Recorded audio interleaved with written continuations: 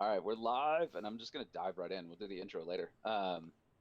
Yeah, we got a lot to cover, so let's hop right into the evacuation of Da'qar.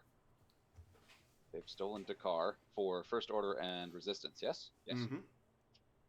And we're starting with the ones we've kind of seen before, because these have been kicking around for a while. They've been all over the internet and YouTube. So we're looking at Kylo Ren, but it is beautiful to see these with artwork on them, to see the full like design. I know we saw a mock-up of this not too long ago, just the like wireframe and the icons, but not the actual artwork or the full color. So this is cool. Um, One thing I'm going to struggle with is I know that these ships and pilots have slightly different stats and abilities than they do in their stock version, and I am not familiar enough with First Order and Resistance to necessarily call that out every time.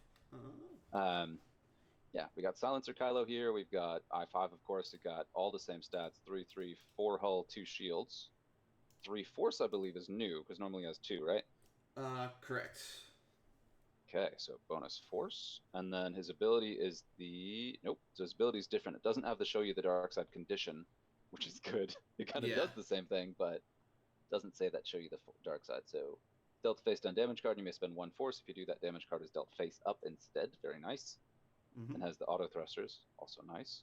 Then malice we've seen, proton torpedoes we've seen, determination we have not. While you perform a primary attack, if the defender's in your bullseye, you may suffer 1 hit to add 1 eyeball result, which means you have an auto mod from a. No, you've got an extra additional die if you have force. Mm-hmm. I love it. Already talked about that. Super high risk, but I have a hard enough time killing Kylo. Him sacrificing a couple hit points to get those key shots, I think, is going to be really, really good. Yeah. So That this is additional cool. force is also going to make him a bit scarier as well. Yeah, no, and he's got malice to actually recover more too. So having Yeah. that determination and malice together is nice. Yeah. Um, And he's sneaking in at 7 points, whereas regular Kylo oh, he is. Silencer is 6. Did they discuss that in the stream? They actually talked points. I haven't looked at the stream, but Yasby has been completely updated. Oh, the builders. That's right. Yes. Okay. Man, what a day. All right, I got so much to catch up on. Okay, Yeah. so let's jump on through. I have not seen Zeta 5. No, he is Got new. ourselves a TIFO over here. Same stats as classic TIFO, 2 initiative. Yikes. Okay. I mean, that's not great, but cool. I like the artwork on this one. It really shows you Mm-hmm. like the very structural elements of the tie. That's Yeah. fun. Um, I also haven't mentioned this. I love the XWA logo in the bottom left. That's a cool like the subtle shield logo on that. Yeah. No, it's a good addition. Um, yeah, nice. And please do jump in over me. I'm going to talk a lot, and I hope No, you'll get your thoughts in here too. no problem. So yeah, Zeta 5. Have you already explained the ability? No, no, no, all No. yours. So while you perform an attack, if you're not shielded and the defender's initiative is higher than yours, add a focus result. And then most of the generic unnamed pilot, well, sorry, unique but generic pilots, while you perform an attack, you may choose another friendly ship at 0 to 1 of the defender. If you do, that ship gains a strain token, and you may reroll one blank result. So it's like a more, so it's ruthless but better. Yeah, I think Kind of. It's it's not a guaranteed hit, but it yeah, doesn't guarantee damage on your friendly. yeah, Yeah, that's really good, especially if you know that that ship isn't taking any shots. You can just do this willy-nilly. Yeah, God, yeah. And then determination, while you perform a primary attack, if the defender is in your bullseye arc, you may suffer hit to focus. a lot riskier on this one, but okay. Yeah, but that's he's gonna probably lose a shield pretty quickly. But Well, again, you can because he's sack I your shield yeah, to trigger the pilot ability, right? Yeah. yeah, you can because you can perform those in any order because they're both in the while you perform an attack step. Yep. Yep. So So you shoot an I3, shoot you it add I an eyeball yeah result. shoot it I2 and you take the shield to add two Oh, I'm eyeball sorry. results. Yeah, I was thinking shoot at an I3 because it has to Oh be yeah, higher initiative than yours. yeah. Well, that's pretty much the entire field. Three, four, five, six. Right. Yeah. God. Okay. So let's map this out. So you got a range 3 shot. You're taking a 2 die attack. You shoot an initiative 3 pilot. Mm-hmm. There's a defender at range 0 to 1. So you shoot it. You add an eyeball result, and then so you've got 3 dice here, and then you can give a strain to that friendly to reroll one of them, Yeah. and then with determination you can then add an eyeball result too. So you've got a guaranteed hit. Excuse me, 2 guaranteed hits if you spend a focus token Mm-hmm. plus the soft reroll, and then whatever else you rolled on the 2 base dice. And then he gets even nastier if you actually push him range one as well. 3 base dice, True. adds an But then it goes up automatic to evade. 5. Yeah, adds an automatic evade result. Yeah, it goes up to 5, and determination can make it 5. 2 of which you're gonna. Right, Yeah, 2 of which turn into hits, and then whatever your default 3, and then you've got the soft reroll. So you should be hitting 3 to 4 dice. I can already hear the usual criticism of being an I2 small base trying to land a bullseye, but I mean, it's going to happen. Oh, yeah.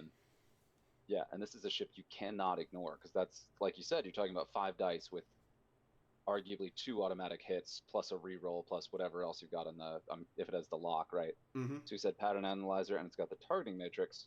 While attacking, you may spend an eyeball result. Interesting.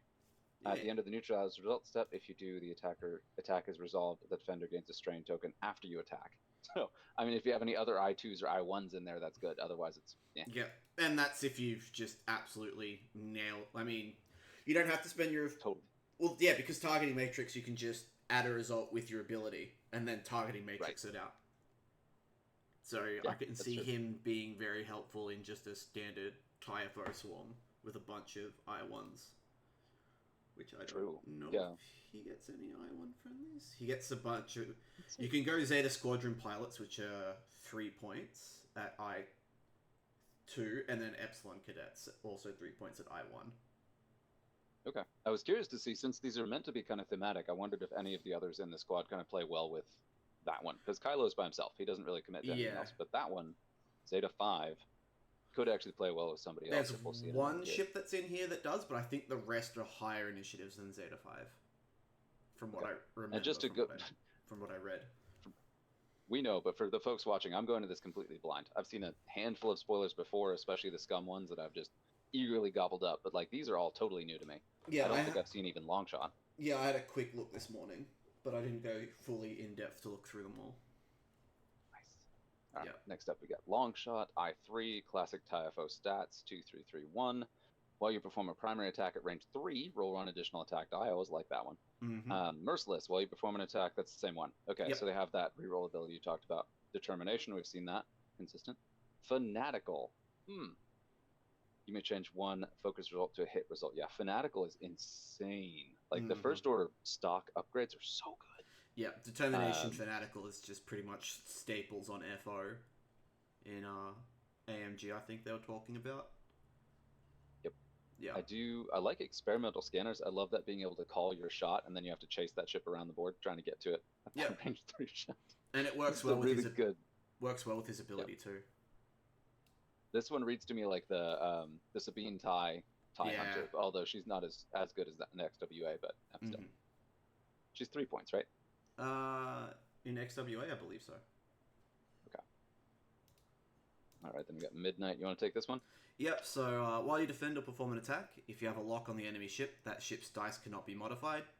Again with Merciless. So I think most of the TIFOs come with Merciless, as I said before. Nice. Determination again. Yeah. Determination. I like that one because it does give you some sort of mod even while you take the target lock action and don't want to spend it. That's a good. Targeting Synchronizer, while a friendly ship at range 1 to 2 performs an attack against a target you've got locked, that ship ignores the lock requirement. Yuck. Yeah. And then Advanced Warning Systems, after you declare the defender of an attack, if a friendly ship at range 0 to 2 has a lock on the attacker, you may perform a red evade action. So, pairs really well with Longshot. Yeah, that's just generally really good, because this is one of the abilities amazing, but you always have a hard time justifying taking the lock. And this card is totally written to take a lock. And it feels pretty balanced, especially if it's on the cheap side, because you don't have to spend your lock. It still doesn't have very good offense, but you'll take the pot shots, unmodded pot shots, and that's still pretty darn good. Oh, yeah. Target lock with Longshot, you use your... advanced warning system to give yourself an evade after taking the lock.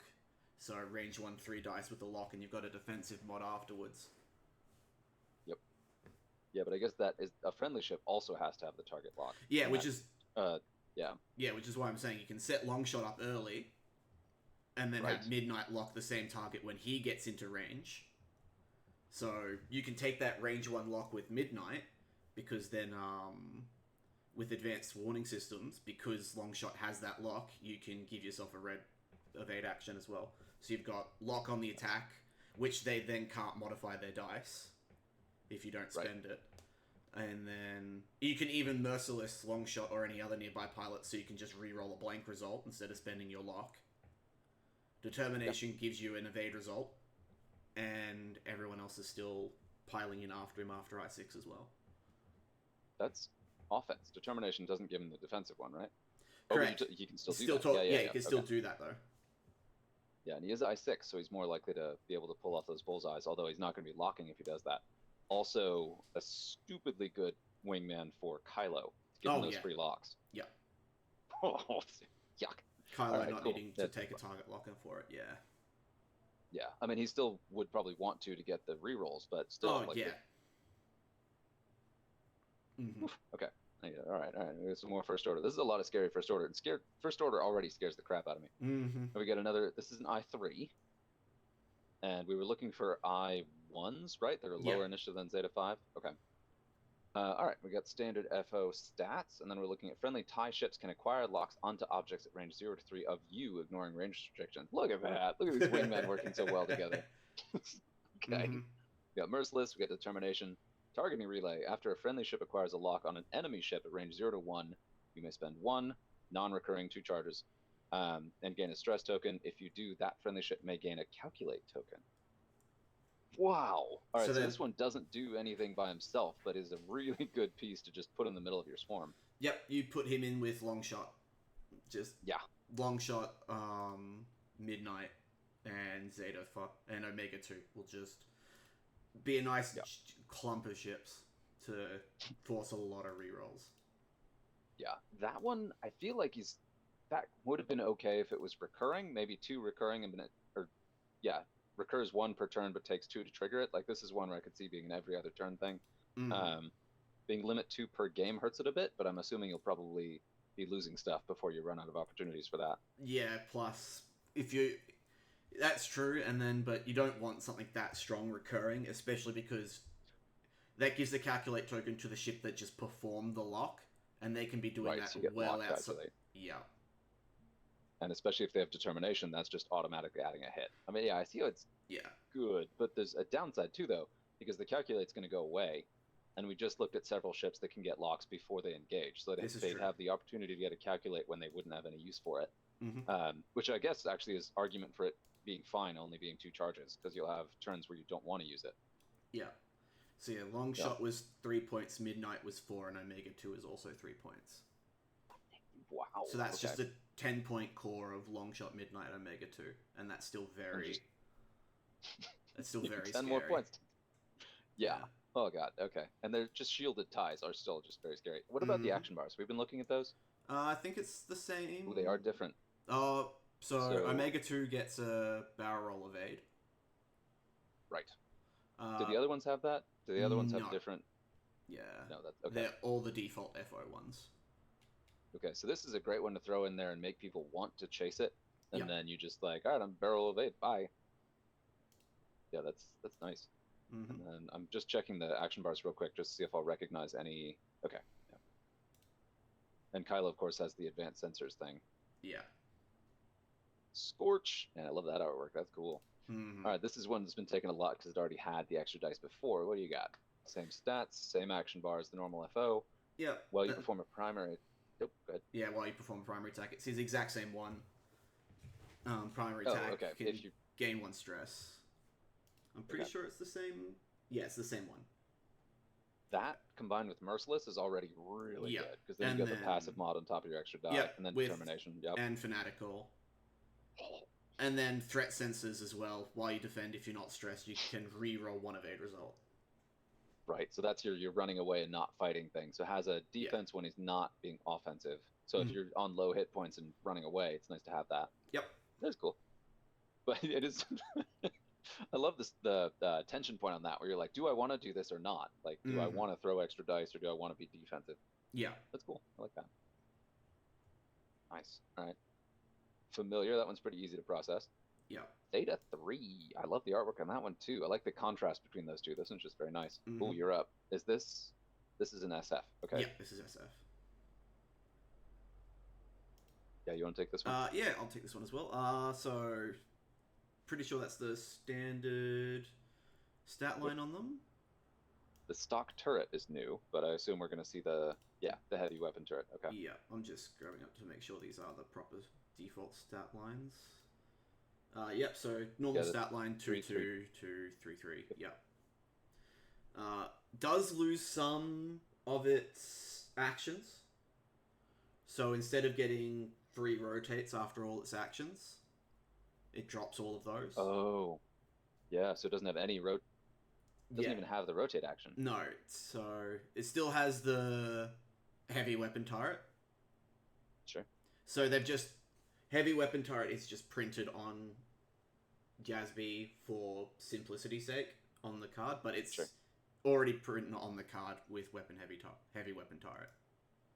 Sure. So I'm looking at the abilities here to see if it actually has any way to rotate the arc, because I don't think it does. No, so you just start it with. Yeah. So you start at front or back, and then heavy weapon turret is your linked action into it. So after you perform an action, you may perform a rotate action. Oh, so it's written on the card. It's just taken off the action bar to reduce confusion. Sure. Yeah. And then at the start of the engagement phase, if you have no green tokens, you can spend 1 to gain an evade token. Non-recurring 2 charges. Yeah. Passive senses, which FO loves. Spend an energy, you can perform this action in your perform action step. So then, and before you engage, so you can gain a calculate or a target lock, and because you technically don't have a green token until you at the start of the engagement phase, and then you gain the calculate or the target lock before you engage. Yeah, you can not have it jammed off or anything. Yeah, you can have evade calc. You can have evade calc or evade target lock. Seeker missiles. Spend 1 energy during the modified. Well, wait a minute. For passive, that is your whole action, right?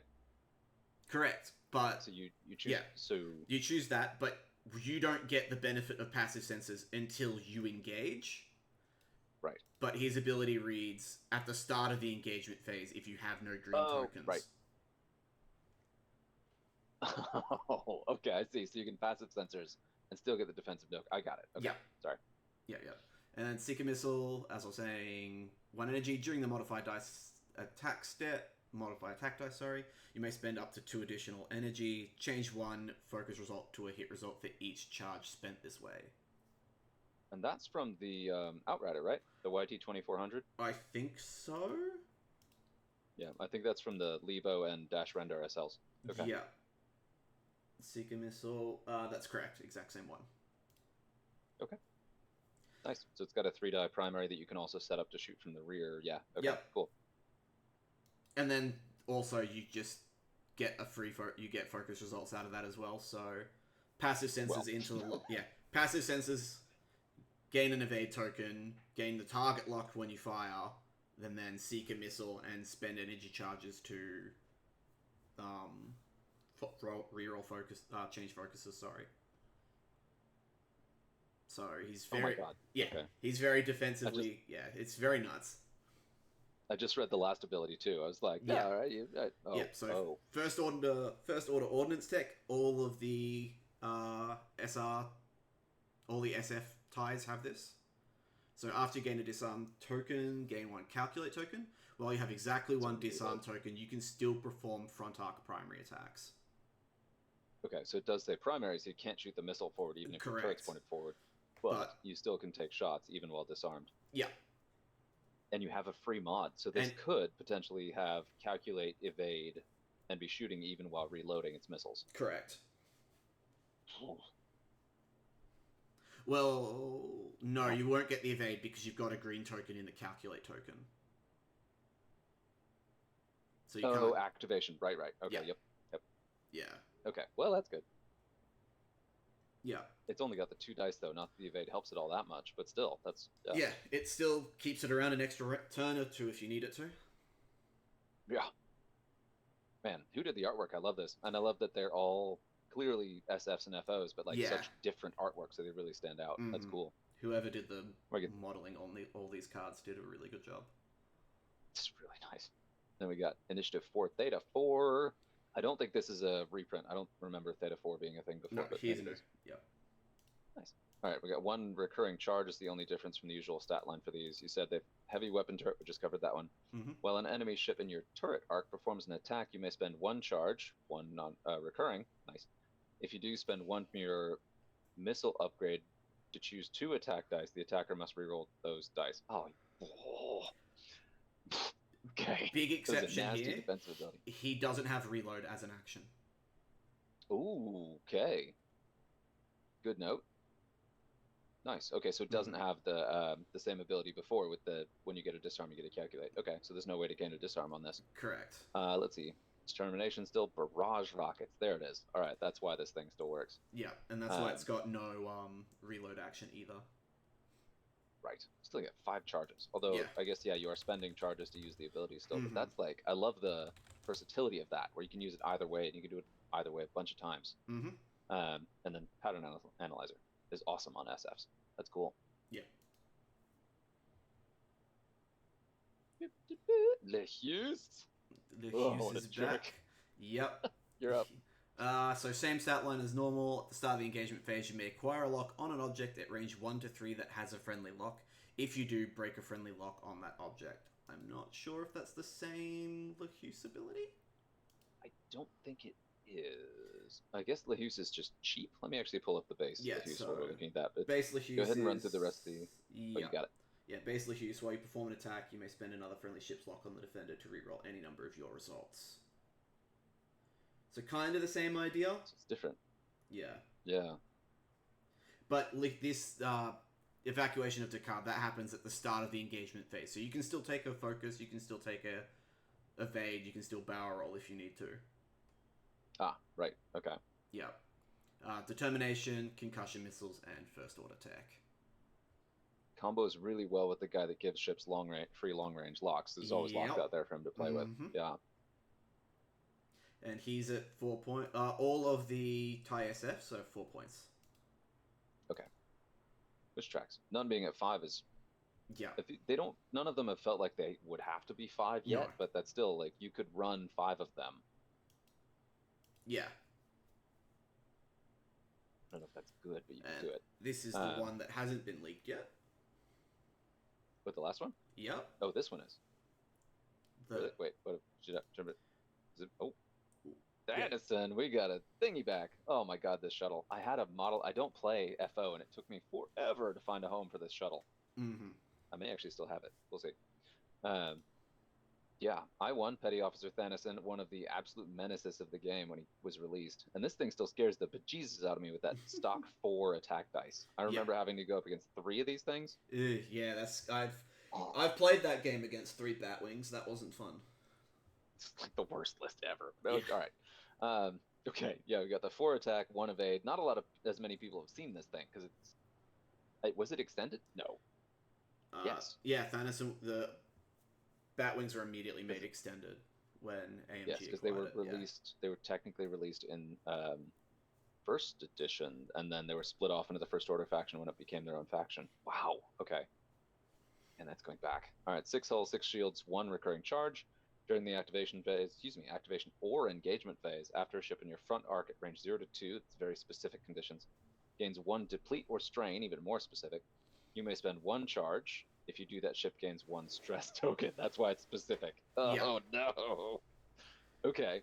All right, and then we got General Hux. While you're performing white coordinate action, which it has. Wow, white coordinate. Nice. If you choose a friendly TIE FO or TIE SF, you may treat that action as red. If you do coordinate up to 2... Okay. All right. It's cool. It's fine. He's I1. Oh god. If you do, so we're talking about 3 ships. Yeah. Gaining whatever action you give. So they could all get a focus. They could all get a lock. That is nuts. Each ship you coordinate must perform the same action, treating it as red. Okay. Advanced sensors. Of course, we know that one. Oh wait, advanced sensors is still really freaking good, especially on an I1. Yep. And a lot of his bar is red. So you could reinforce coordinate 3 ships or target lock coordinate 3 ships. Like that is, I don't like it. An interface array, 2 non-recurring charges. After you coordinate a ship, you may spend 1 charge. If you do, assign a jam token to an enemy ship arranged. There it is. Well, no, it doesn't. Okay. You assign a jam token to an enemy ship at range 0 to 1 of the coordinated ship. Yeah. Still, that gives you massive coverage on that because of that general huck. So he's got a huge ability to apply jams, but he doesn't have a built-in way to trigger his own pilot ability. No, but it's during the activation or engagement phase, and it doesn't specify friendly or enemy ship. It just says after a ship. Yeah, but you don't want to do it to your own ships. No, but Resistance loves taking deplete or strain. No, fair. Okay. We'll have to see those guys do that. But I mean, yeah, I get that, but they can always choose not to. So I guess it's kind of a passive turn off their abilities, which is cool. Interesting. Yeah, this thing is, I don't, if I see this on the board, I'm going to blow it up. Oh, no, 100%, I agree. Like, Batwings are usually always priority targets just because of the low agility, that 4 dice attack as well. Yeah. Yeah, I mean, you have to get around the side of the thing to hit it, but yeah.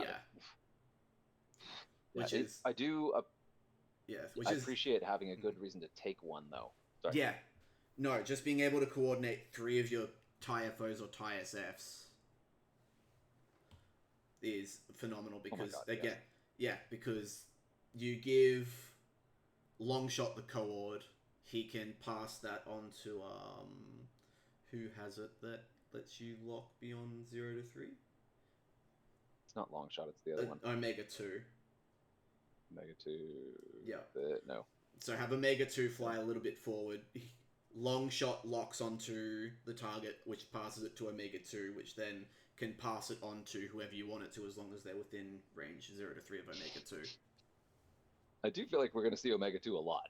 Yeah, I think Omega 2 is going to be very popular. And at 3 points as well, that does a lot of work. Yeah, I kind of love it. It's a tie that doesn't do all that much on its own, but is a force multiplier. So it's the thing you want to chase around the board. There's a lot of like play and counterplay and mind games in that. I love it. Because Longshot, Omega 2, and Petty Officer Thanison is 12 points. So Thanison is 6 points by himself. Okay, which, is still perfectly reasonable for that. I mean, 4 base attack dice for 4 points. Excuse me. 6 points? Yeah. 6 points. Yeah, absolutely worth it. For that level of force multiplier plus that offense built in, like that's... Yeah. And he won't be having any mods himself because his action will be the coordinate. Right. And with advanced sensors, he can do the coordinate even if he gets blocked, which is very nice. And you can always choose to... Oh, we're into resistance here. Okay. And you can always choose to do the white coordinate and not do his other ability if you need to not be stressed. So I love that flexibility too. Yeah, that's... Well, it stresses the other ships that you're coordinating, but because you're at I-1, it's always going to be before they move. Right. So they can just blue maneuver and take and accept it. Or they're going to be doing actions and take a K-turn sloop, Talon roll. Right. Right. Yeah, and they're... Yeah, and FO TIE FOs have really good blues. You would be less likely to do that to SFs if they're going to... Yeah, they still have okay blues. They just move kind of slow. I love this artwork on Poe. I feel that it was one of the most comic scenes in the series, and I actually really was totally here for it. I enjoyed that. We've seen this one before, but you want to run through this one real quick? It's the longest card out there. So so 3-2-4-3, so same stat line for all the standard T-70s. After you perform an action, you can spend 1 energy to perform a white action, treating it as red, so it's default Poe. So it's not Commander Poe. After you perform a barrel roll action with adaptive S-foils, gain a deplete token while you perform an attack before rolling attack dice. If the defender is in your front bullseye, you may recover 1 deplete token. Or you may remove 1 deplete token, Yeah, but still doesn't want to do that in front of Thanison. No, exactly. So but Thanison only does it for 1 ship every round. So there's still... Yeah. It's... Do I hang on to it in case someone like Poe Dameron's coming in? Or do I just spend it now because he may not be doing it anyway? Right. Yep. The greatest ability in all of X-Wing, Heroic. It is the greatest talent that was ever printed. It is so good. Yes, it's too good. Yep, while you defend or perform an attack, if you have only blank results and have 2 or more results, you may reroll any number of your dice. Yep.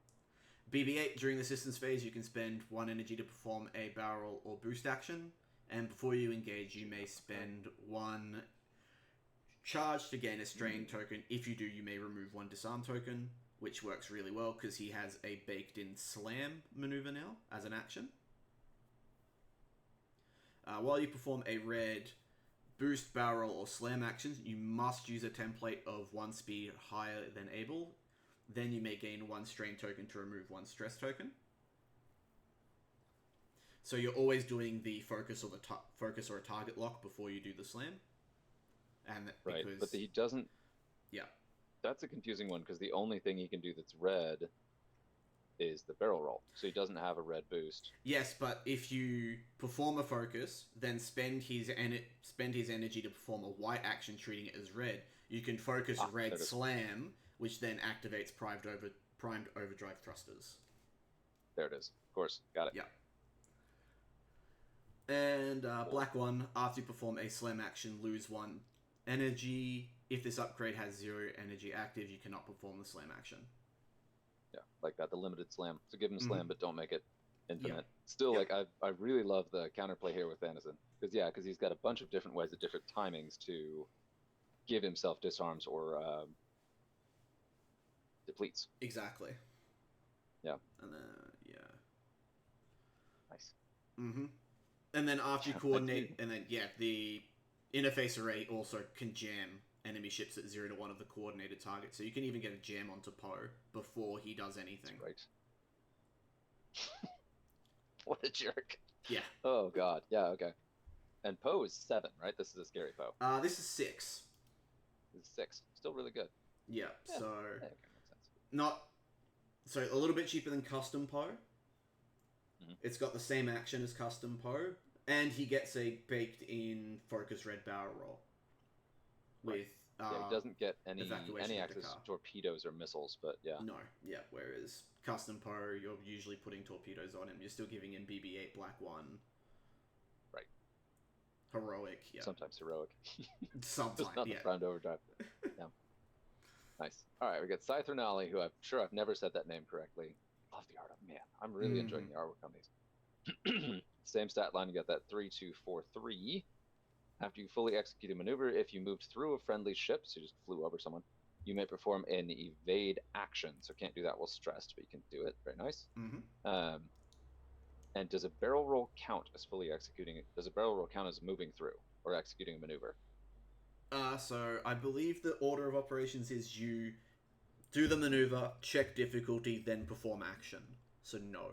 Right, but say you did like a 1 straight and then you barrel rolled and barrel roll put you over. I guess you couldn't, if you clip a corner or something and somehow complete a barrel roll. I don't think so. Case. Yeah. All right. Adaptive S foils, after perform a barrel roll action, gain a deplete token. Fanison says hi. While you perform an attack, before rolling attack dice, if the defender's in your bullseye, you may remove 1 deplete token. Sure, yeah. Mm-hmm. Okay, so yeah, that's the chassis thing, the flappy wings. Yep. For the cause, new talent. While you defend or perform an attack, you may spend 1 non-blank result to choose a friendly strain or depleted ship at range 1 to 2. That ship may remove 1 strain or deplete. All right, cool. Then heroic, of course, double talent, nice. And then BB Astromech for the 2 non-recurring charges during the system phase. You may spend 1 charge to perform a barrel roll action. I do feel like there's some of this baked in to actually have that pilot ability trigger off a barrel roll, although it would be hard to pull that off. But maybe.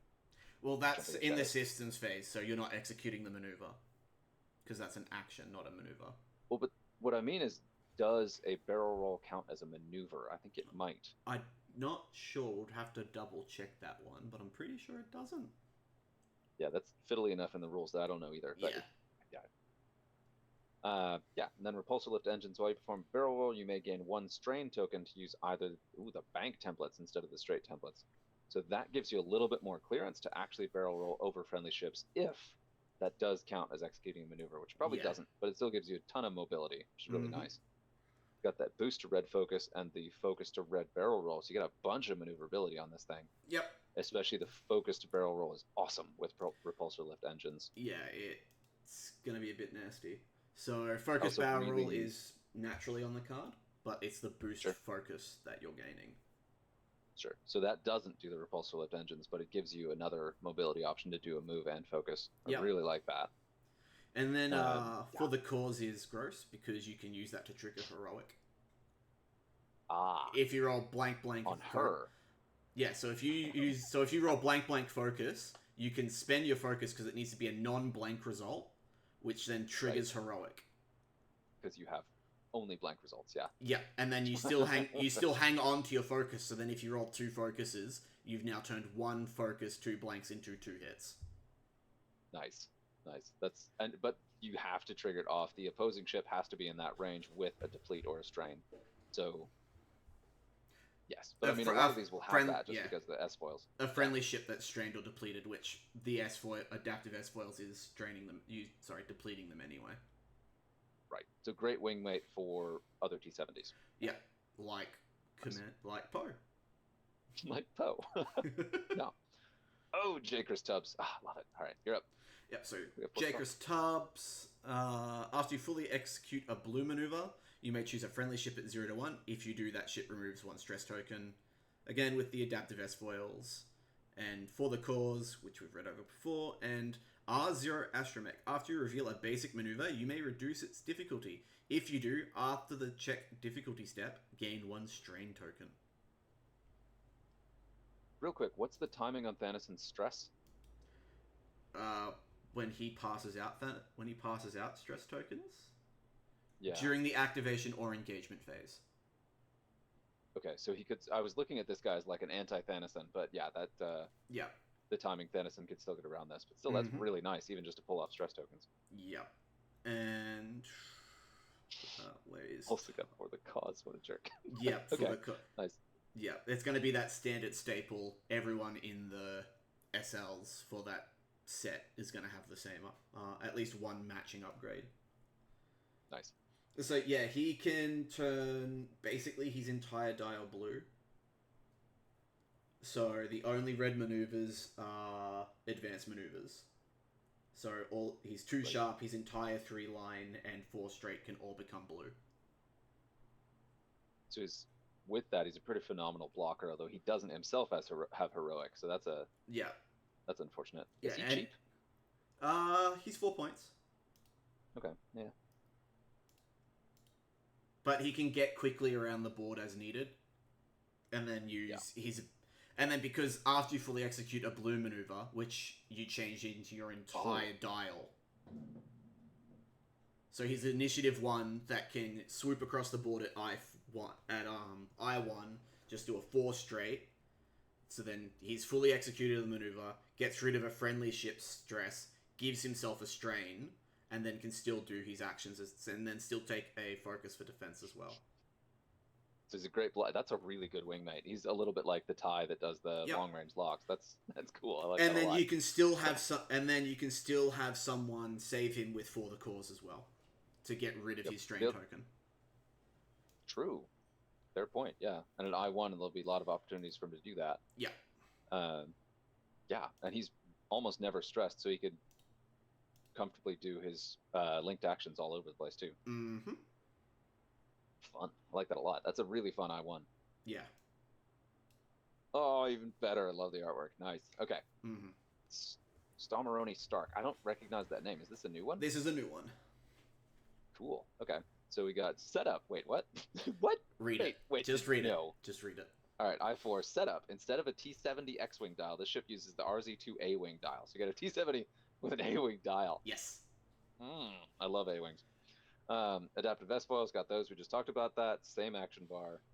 For the cause, and then accelerated sensor array while you defend or perform a primary attack. If the speed of your revealed maneuver is 3 to 5, you may reroll 1 die. Just 1 die. Just reroll it. Wow. So as long as you're just blasting around the board, which A-Wing dial. What a jerk. Yep.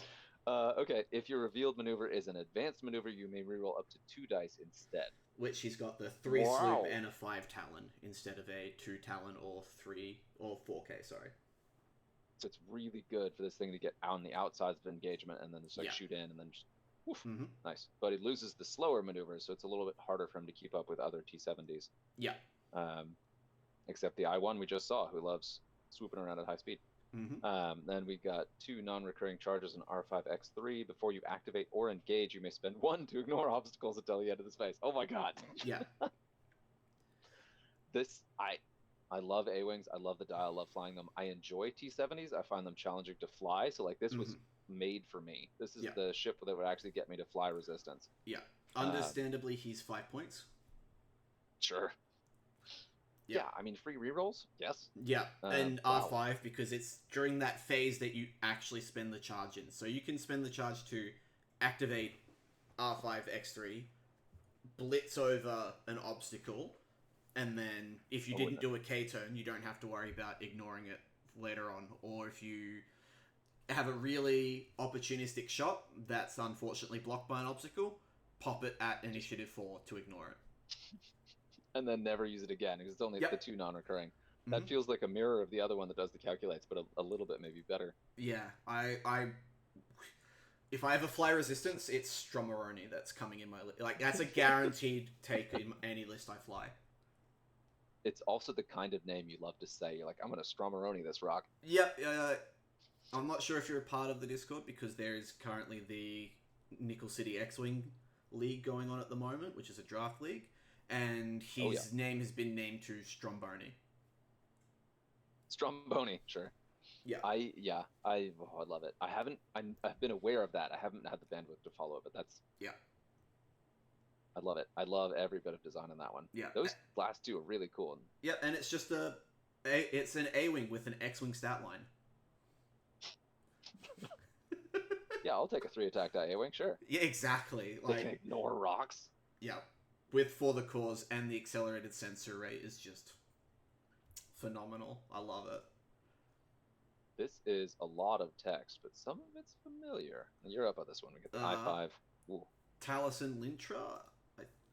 Yep. So, while an enemy is in... So, usual stat line for the RZ2s. While your enemy is in bullseye... When an enemy in your bullseye performs an attack, you may spend 1 energy. If you do, the defender rolls 1 additional dice, which I think is his standard ability. So yeah, his ability hasn't changed. Sure. Refined gyro stabilizers, which is the exact same. You can rotate your turret indicator to your front or back. After you perform an action, you can perform a red boost or red. I think that's meant to be rotate. Yeah. So you can't rotate normally. Oh, typo. Yeah. Right. But he gets focus red coordinate at I-5. I saw that. Yeah, that is nice. That's nasty. So For the Cause, heroic. Push the Limit is finally coming back into the game. Didn't we need it? We haven't needed it, but I absolutely love it. After you fully execute a red maneuver or perform a red action, if you're not strained, you may gain 1 strain token to remove 1 stress token.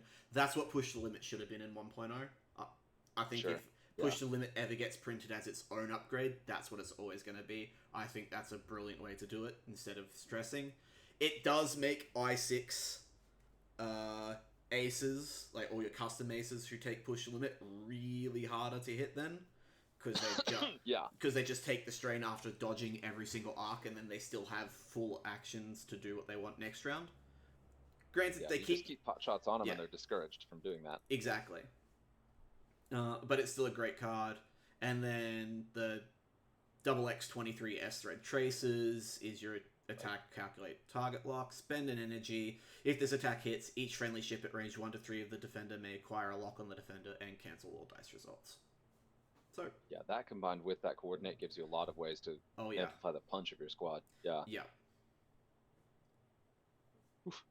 Because plus the defensive of the because it doesn't need a target lock. You can use a focus or a calculate. So that focus coordinate and then SS trace and thread tracer someone as well. Just yeah, and I like that on an A-wing because you're not losing that much offense with that 2 base attack die. I mean, I still love the 2, especially with the For the Cause and heroic thing trigger, because there it's got both on this one again. Yeah. Yeah. So where would you use to push the limit? I gotta understand this. So before fully execute a red maneuver or perform a red action. So you would do that for focus, coordinate, remove the stress. Yep. Or on a Okay. red, or as it also says, on a red maneuver. So after your Sure. 5k or your 3 sloops. Right. Or it's a big incentive to use your gyro stabilizers, where sometimes you would be less inclined to do that. That's really nice. Exactly. Yeah. Because you could boost and then lose the stress for the following turn. That's good stuff. Nice. Yeah. ZZ, look at that bright red card. Nice. I was gonna say, like, this one, I love the clouds. I really love the clouds. The A-wing itself, I'm like, yeah, it's all right. But this one, now we're talking. Yeah. Okay. And also an I-5. Man, the high initiative RZ2s were a menace. Yeah. It looks like it will be again. Yeah, same stat line, same chassis ability. Got 1 recurring charge. After you defend or perform an attack, you may spend 1 charge to gain 1 focus or evade token. Yep. Which Stacking is those tokens. what the customs easy runs. Yeah, and it's the 1 charge, so it is limited, but still, like, very good. So you can spend a defensive token and still have another one. It's the first Gemmer, before Gemmer was Gemmer. Yeah. Yeah, same gyro stabilizers, same action bar for the cause, heroic, and then precision hollow targeter. While you perform a primary attack, if you're not on the defender's firing arc, the defender rolls 1 fewer defense die. So it's just outmaneuver. Ooh, nasty. Yeah, well, yeah. Yes. Yep. Interesting to make a custom upgrade to just be, but I guess 3 talents would be weird. Exactly. Yeah, cool. That's a pretty easy one to process. Just a good, straight up good ZZ. Both of those are clocking in at 4 points as well. Oh God, this one's 4. I mean, yeah, 4-point A-wing. Both of them were. Which both of their customs are 4 points as well, so they haven't changed. Sure. Yeah, but I think Telasani, you can do some really nasty stuff with the custom, and I think that this one is going to end up being played a lot. Yeah, ZZ was a pretty common take in resistance lists, just because of the ability. Oh, yeah, if I recall, she was really cheap. Like, she was one of the 3-point ones. Yeah. In AMG, yeah, but in XWA, she's always been 4. Okay, yeah, makes sense. Ronith. Next up, we've got Ronith Blario, coming in at 3 points, same as the custom. Usual stat line: while you defend or perform an attack, if the enemy ship is in another friendly ship's turret arc, exactly. That's you got to be careful of that. You need to spend you may spend 1 focus token from that friendly ship to change one of your evade results or one of your focus results to an evade or a hit. Still with refined gyro stabilizers. Escort fighter with a recurring charge. While a friendly non-small ship defends, if you're in the attacker's firing arc, you may spend 1 energy and gain 1 strain token to add a focus result to the roll. So that's kind of like the Mandalorian Royal Guards for Scum in Fang. Yep. Heroic, as we know, and Starbird Slash, which hasn't seen a lot of play, but after you fully execute a maneuver, if you choose one, you may choose 1 enemy ship that you moved through. That ship gains a strain token. Then if you're in that ship's firing arc, you also gain a strain token. And that's really good if you have your turret facing backwards. Yeah. You fly over a thing, then combo these other abilities. That could be really, like, very punchy. Yeah, exactly. Fly over it with Starbird Slash, do a focus, then red gyro stabilizer to rotate backwards. Yep, and then make sure that something else pointed at it has a turret pointed at it and a focus token. Yeah. So you can free nasty. I do feel like this is a pretty cool wingman ship. I feel like it's built to fly with the bombers. Yeah. Which I assume we're going to see, because we saw a Flippy Flappy. Yeah, that's right. Oh, we got the couch. Yeah, there's always going to be a couch. The couch model it looks really crisp on that. I like that a lot. Yeah. And this is each narrow goody. Oh, goody. Yeah, you don't see the couch all that often anymore. Just see the pod. I don't remember seeing the couch in a long time. Got that 2 attack, 1 evade, 5 hull, 3 shields. While you have 2 or fewer stress tokens, you may execute red maneuvers even while stressed. I love that ability. A little Tycho for you. Leave no one behind. Every time I hear that now, I've been a dad too much. I picture there's a scene in the Trolls movie where there's just a naked troll running out of this hole in the wall, going, "Leave no troll behind." Yeah. After you perform an action, if you have fewer than 2 stress tokens, okay, because I assume we'll get to how you can perform actions while stressed. You may gain 1 stress token. If you do, another friendly small ship at range 0 to 1 may gain 1 deplete token to perform a boost action. Ooh. I mean, 0 to 1 is a pretty limiting range, but that's pretty good for your setup and early turns. And then if it just happens to trigger is, yeah. We got For the Cause again. We've got Roger. Really? Okay. Yeah. ROGR. While you have 2 or fewer stress tokens, you may perform coordinate and jam actions even while stressed. There it is. Okay. After you perform a coordinate or jam action, gain 1 calculate token. Ooh, that's nice. So you could... Yes, so you can coordinate a ship to give it a focus and then give it a boost, and it's taking a target. Like, that's really... Yeah. So you've got the double action coordinate. Yep. So you coordinate to give it a boost, and then you gain a calculate. That's a lot of dominoes falling with this guy. Black Squadron R4, 2 non-recurring charges. After you fully execute a blue maneuver, you may spend 1 charge to remove all of your... What? Oh my god. Okay. Yikes. Okay. Wow. Yeah. I love it. That's a mechanic that there's already a crew for custom ships in Resistance that I've always been tremendously jealous of. So it's cool to see that still coming in on one of these SLs. That's a pretty fun couch. Yeah, that... Only, this one's 4 points still. Sure. But you're able to do a lot of stress-related stuff with it. Like the it's got... jam the coordinate, For the Cause, leave no one behind is a great ability as well. Yeah. And it's a pretty great... I feel like this would combo nicely with the For the Cause on other ships in the squad. It's going to be hard to justify this one over some of the others, but with this one and Tali in a squad, you have such incredible action economy. And you could really put whatever else in there you want and just have them do anything. Yep. Oh, a lot of jam, too. That's nice. That's good against those FO things. Yeah, very good. And there it is. You get the first bomber. Yep.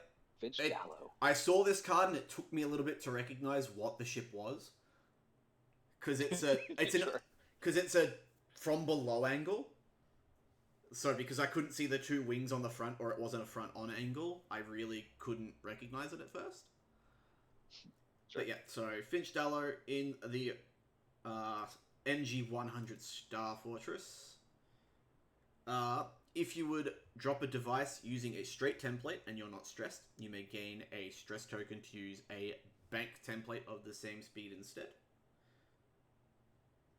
Which is different from the custom, which the custom is you can just drop it touching your base anywhere. Put it anywhere on the... Yeah. I like this better. I like this one better too. Modular bombing magazine. When you drop a device, you may set the template with its middle line aligned with the hash mark on the base of your side arcs. So you have a lot of places you can put bombs now. Right. So it's the same ability, just with an extra range on it, because now you can do it.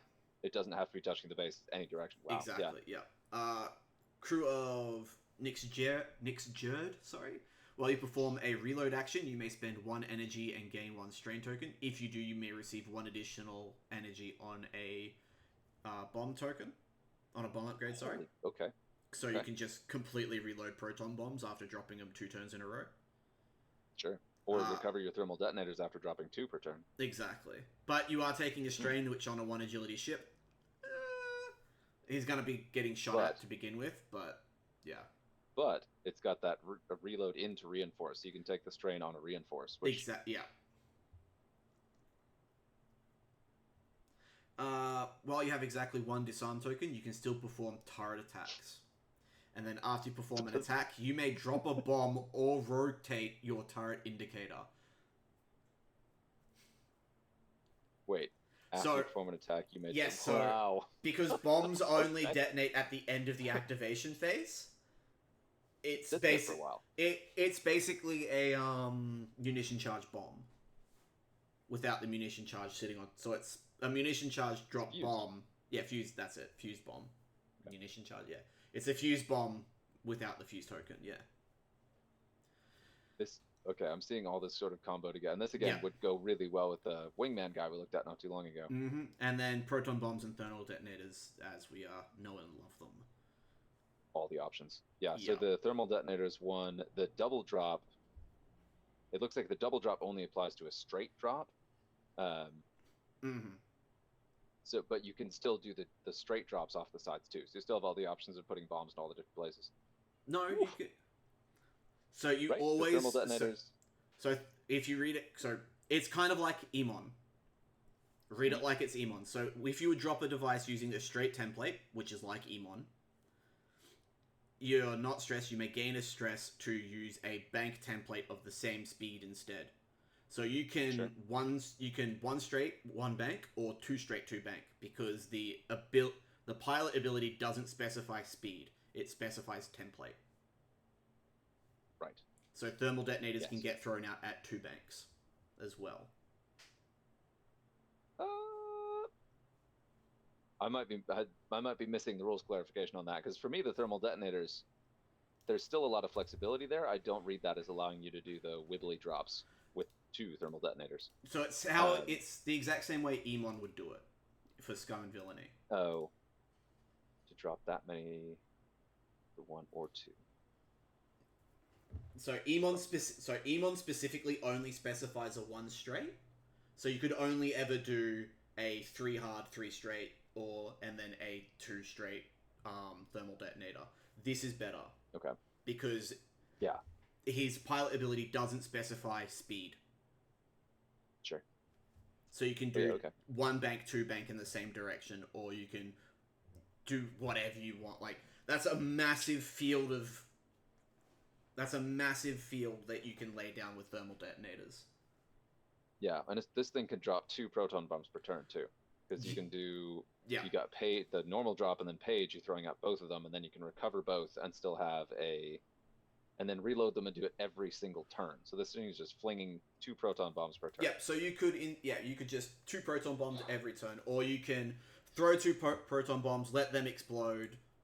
Throw your 2 proton bombs in the systems phase, reload, get them back with Nyx, and then throw them using Page's ability as well.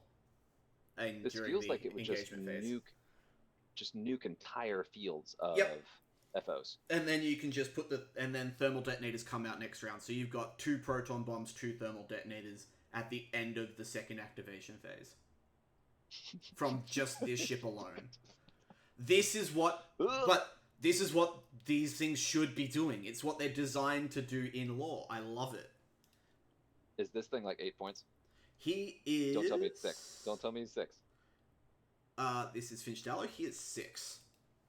So, XWA was really conservative, making big, large base ships more than 6 points. Sure. So he's pretty cheap for that level of thing. Yeah, but of course, I mean, if you fill the board with bombs, you're hitting your own stuff too. Exactly. Or creating places they don't want to go either. Yeah. Mm-hmm. Still, that seems real good. Yeah, this is just Emon on crack. Yeah. Yeah.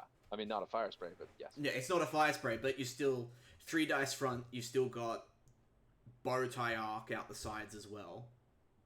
Yeah, it's a 270 arc. Yeah, because it covers everything except the rear 90. Yeah, and then while you're disarmed, you can still, and then because Nyx Jerd, you take a disarm to reload. You can still attack out your bow tie arc with Page, which then still triggers the second load of proton or thermals. Yeah, but still can't shoot 4 unless you keep like not being able to shoot the primary 3 is good with Page. I think that's a really good way to kind of tie that back. Mm-hmm.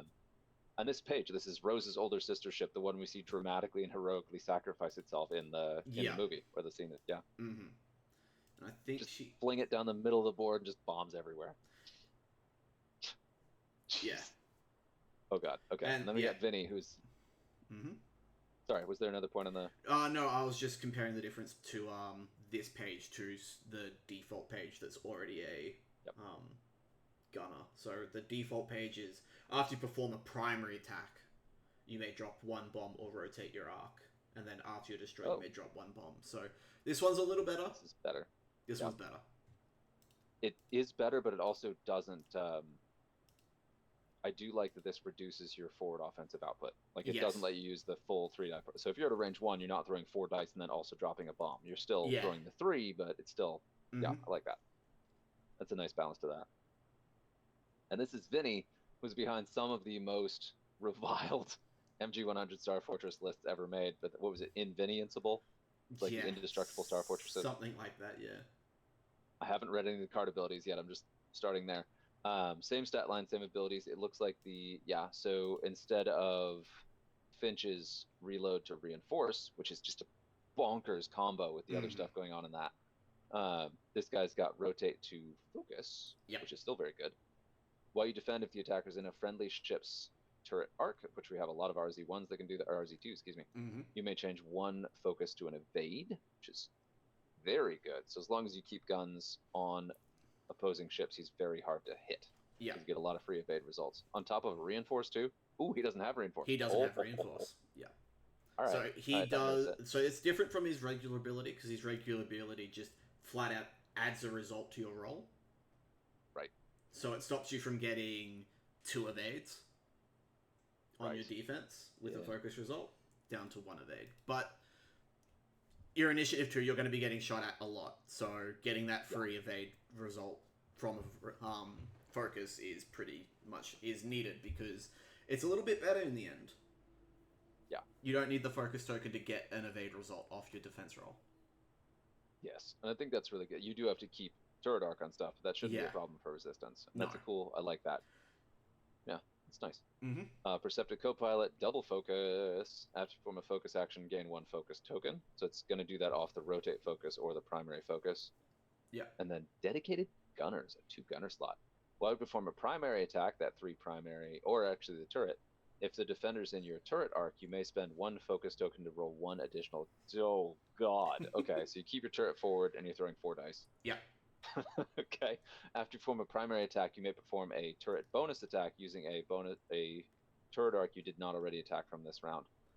Does that mean you can fire forward primary and forward turret if they're both pointed the same direction? Yes, it is exactly like veteran turret gunner. Wow. But so you could do 3 primary forward and then also 2 turret forward. Yeah. Okay. Because and if you have your both. Yeah. So, but wait, you could add an extra die to both too if you wanted to just give up your mods. Correct. Because 2 focus tokens. No, because it's technically a primary attack, so yes. Yeah, so you could throw, if you're at range 1, I mean, you lose all your mods, but if you're at range 1, you could do 2 attacks against the same target, throwing a total of, how many dice is that? You got 5, 6, 7, 8, 9? Less than? Yeah, 9. Because it's 5 and 4. It's 3-2 goes to 4-3 for range 1, and then goes to 5-4. Yeah. Yeah, 9 dice. But, I mean, without mods, you're just, But there's lots of ways to coordinate mods. Right. Yeah. Well. Okay, so just kind of thinking, this is the 40k equivalent. This is the orc way of playing a shooting army, is you just roll in range 1 and just throw 9 dice at something and see what happens. And then drop bombs on it. Which I like. It's basically a B-42. It's just a porcupine. It's a porcupine of guns. Yeah, I like that, and I like how this one is very distinctly built differently than the other ones. You got your bomby one, and then you've got your yeah, and you can be more conservative with that. You don't have to throw all the extra dice, but man, if you're at that range and you're hitting something that has no evade dice, like if you get this guy nose to nose with something with 1 or 0 evade, like a decimator, throw the 9 dice at that stupid thing. Yep, and then again, because he's I2, so there's no way that he can get coordinated before his action, but there's plenty of ways for him to be coordinated after.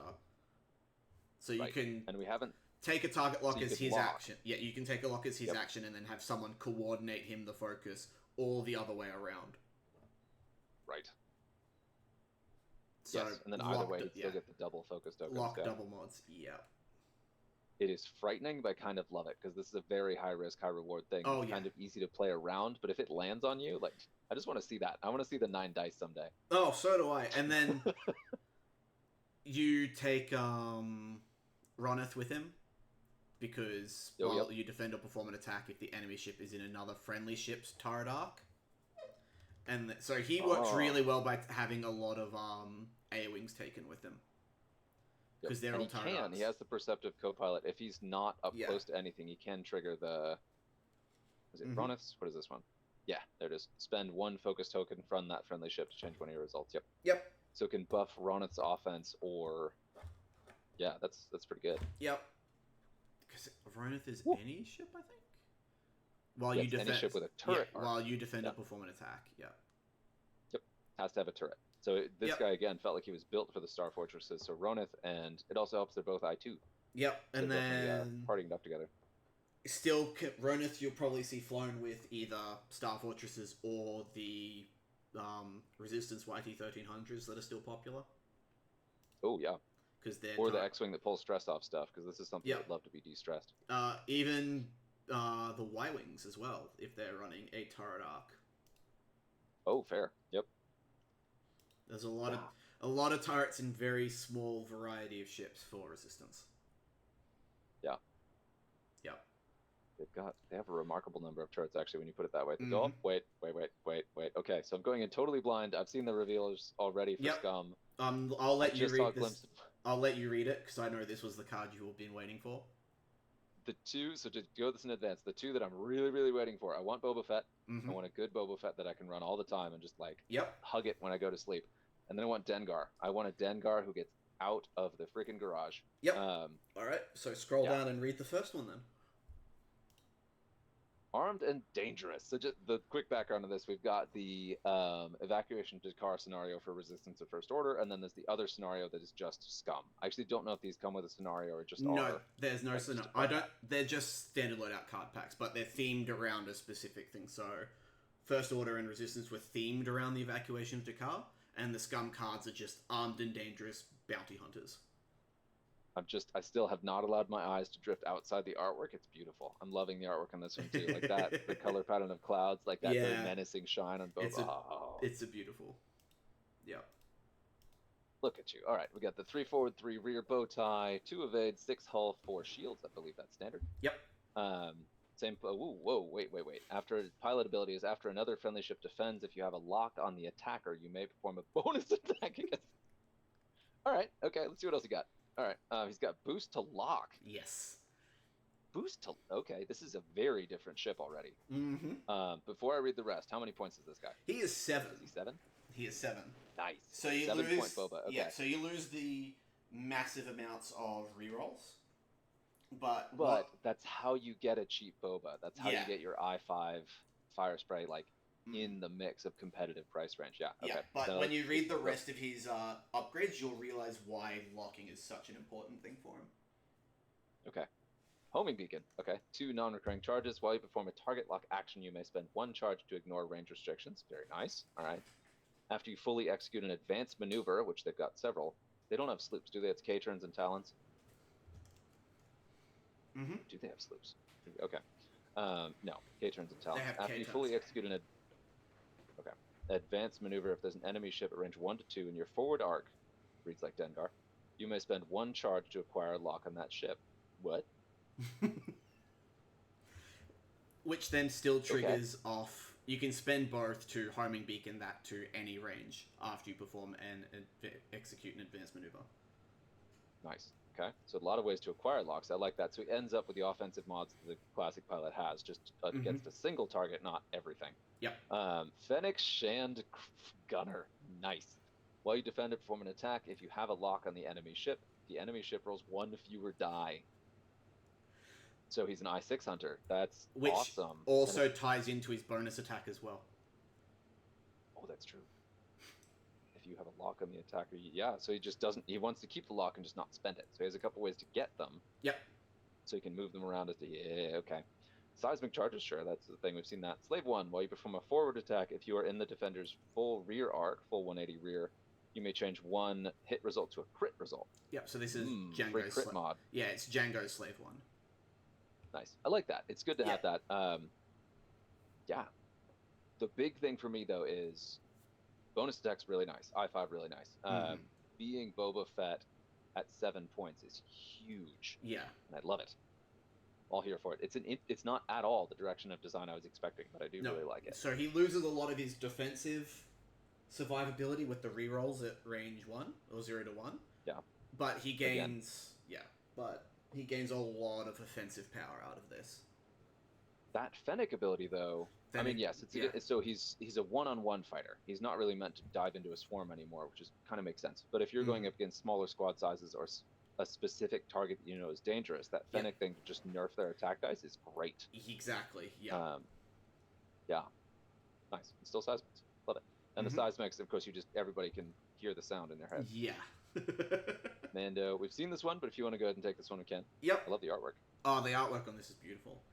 So while you defend or perform an attack, if you're in the front arc at range 1 to 2 at range 1 to 2 of 2 or more enemy ships, you may change one of your blank results to a focus result. With the restored speedster, while you have exactly one disarm token, you may perform primary attacks against enemies in your bullseye. I think they've reworded it so it says exactly one. Exactly one, because you could get multiple disarms. You could have multiple disarms from all. You could passing around disarm tokens from other scum ships. Sure. Outmaneuver. I like the slam to lock. Yeah. Slam to lock is great fun. The few games I've played with Mando, I haven't had him die, but the few games I've had some of my locals play, Mando's just blanked out and died. Well, such is life. Such is life. He needs to be super, super cagey. Yep. While you perform a front attack, if you are not in the defender's firing arc, the defender rolls one fewer defense dice. With outmaneuver, the child, which is better than the card child, because you don't have merciless pursuit. So this is just after you defend, if you suffer damage during that attack, recover one force. Kineso switch, after you perform a slam action, if you fully executed the maneuver, you may spend 1 energy to break all locks assigned to you. And the like that one. Calibrated laser targeting, while you defend, the targeting's cut off at the very edge there. While you perform a primary attack, if the defender is in your bullseye, add a focus result. Yeah, this is a guy you want to be behind stuff lining up bullseyes. Yeah, behind or side on. He's definitely a big ship hunter as well. Yeah. Which is, I mean, that tracks, right? Because in the show, he does end up fighting that pirate cruiser. Yep. Yeah, it's cool. I still have mixed feelings about this one. I still kind of wish that primary was 3 in bullseye. If I could have a primary 3 bullseye, I would take that over CLT, and it's one of those things too where like the abilities don't really mesh, because like you've got a pilot ability and the child where you want to get shot at, but everything else about this screams don't shoot at me. Exactly. Yeah, I think if they changed his actual pilot ability around, it could see some nicer play, like something to work even better with the bullseye arc. Right. Like just go all in on the bullseye arc with this ship. Yeah, like a lot of Scum, I feel like he really benefits from a coordinator. So Correct. You do his action, do a focus, and then have someone come in and then give him the slam lock to get him where he wants to be and shoot stuff. I think that's a really cool way to play him. It also is fun because you always see him with these like really cool wingmen who help him accomplish his missions, right? So that kind of feels thematic too. But yeah, I have mixed feelings about this one. I'm going to play it for sure. And I'm loving seeing the models pop up all over the place. I've enjoyed playing him. Yeah, it was fun. Yeah. He feels like a more knife's edge Grievous. Yeah, he does. All right, what's next? I'm really genuinely excited about this. What do I got? Bo-Katan. I do love to see Bo-Katan. And an SL for the Gauntlet is just awesome. And we have a couple here. Gauntlet stats. Yep. Scum, I think we've talked about this before. The number of Scum ships that are large base with 2 evade is just through the roof. And I really like that. That also feeds into why I'm so excited about a 7-point Boba, because you can actually like run them in a 3 ship and still get 2 scary wingmen. Yeah. Yeah, let's see. 2 non-recurring charges. While you perform an attack, if you are at range 0 to 1 of the defender, you may reroll 1 attack die. Very nice. Wing reversal. I love this. Yes, it's cool. After you reveal a turn, left or right turn maneuver, you may spend 1 non-recurring, gain 1 strain token, and increase its difficulty. It's a lot. If you do, perform that maneuver as a Talon roll maneuver of the same direction instead, which is super good. Yeah. I'm not sure if this has been FAQ'd or not, but you can still technically increase the difficulty of your 3 Talon, which your 3 hard, which is red, into red. Right. So you're still just gaining 1 stress, but you can 3 Talon roll. Yeah, which, I mean, yeah. I wonder. Then we got Mandalorian tactics. While defending, if there's at least 1 enemy ship at range 0, you may reroll 1 of your blank results. Combos with that pilot ability. Very nice. Just defending though, not offense. Correct. Oh, but it already has it. Yeah. Okay. Yep. So it gives you both. So it's that Mandalorian offense and defense up close. Mm-hmm. You still don't want this thing at range 1 of stuff. Oh, it's no. huge, so it's going to happen. Mm-hmm. I appreciate this, like the rework of the Night Owl sentries. So during the system phase, you may spend 3. At the end of the activation phase, if this upgrade has 0 active charges, each enemy ship at range 0 to 1 of you rolls 1 attack die. On a hit or a crit, they suffer 1 damage. So you're just ramming into stuff. Like, yeah, go ahead and block me. Bring it on. You're a giant proton bomb. Yeah.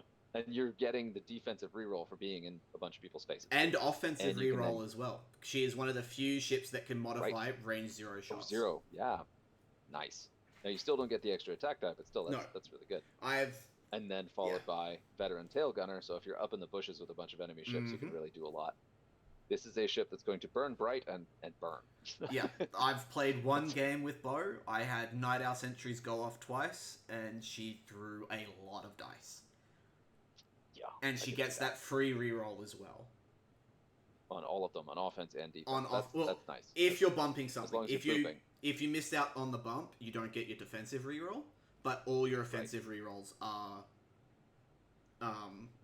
all your offensive attacks get a reroll if you're at 0 to 1, which you're going to be.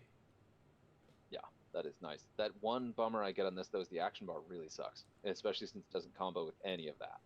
Yeah. You got the standard focus lock, and then the other 2 actions you're probably not going to do because you don't want to be stressed. I did stress Bo with the reinforce. She she likes a lot of scum ships want to be coordinated. We just don't have a lot of fantastic coordinators. But she would absolutely love a focus coordinate into reinforce. Just spoiling the rest of the ships for me, huh? The tugboats. I still love the tugboats as coordinators. They do. Yeah, so do I. I love the HWKs as coordinators. I still will definitely take Tapusk as a coordinator at 4 points. With the title, a 4-point Tapusk with the title at I5. Gamut Key. Still sad he can't. Gamut Key's he can't take Hondo. Yeah. Gamut Key's a little expensive at 5.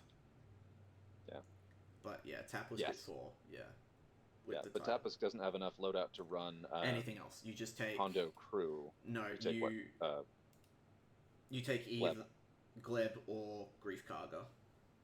Yeah. I do love an excuse to run Grief. I'd love to see that used somewhere, and I think you may have come up again. Oh, we got Han. Whoa, we got Han. This one's yours.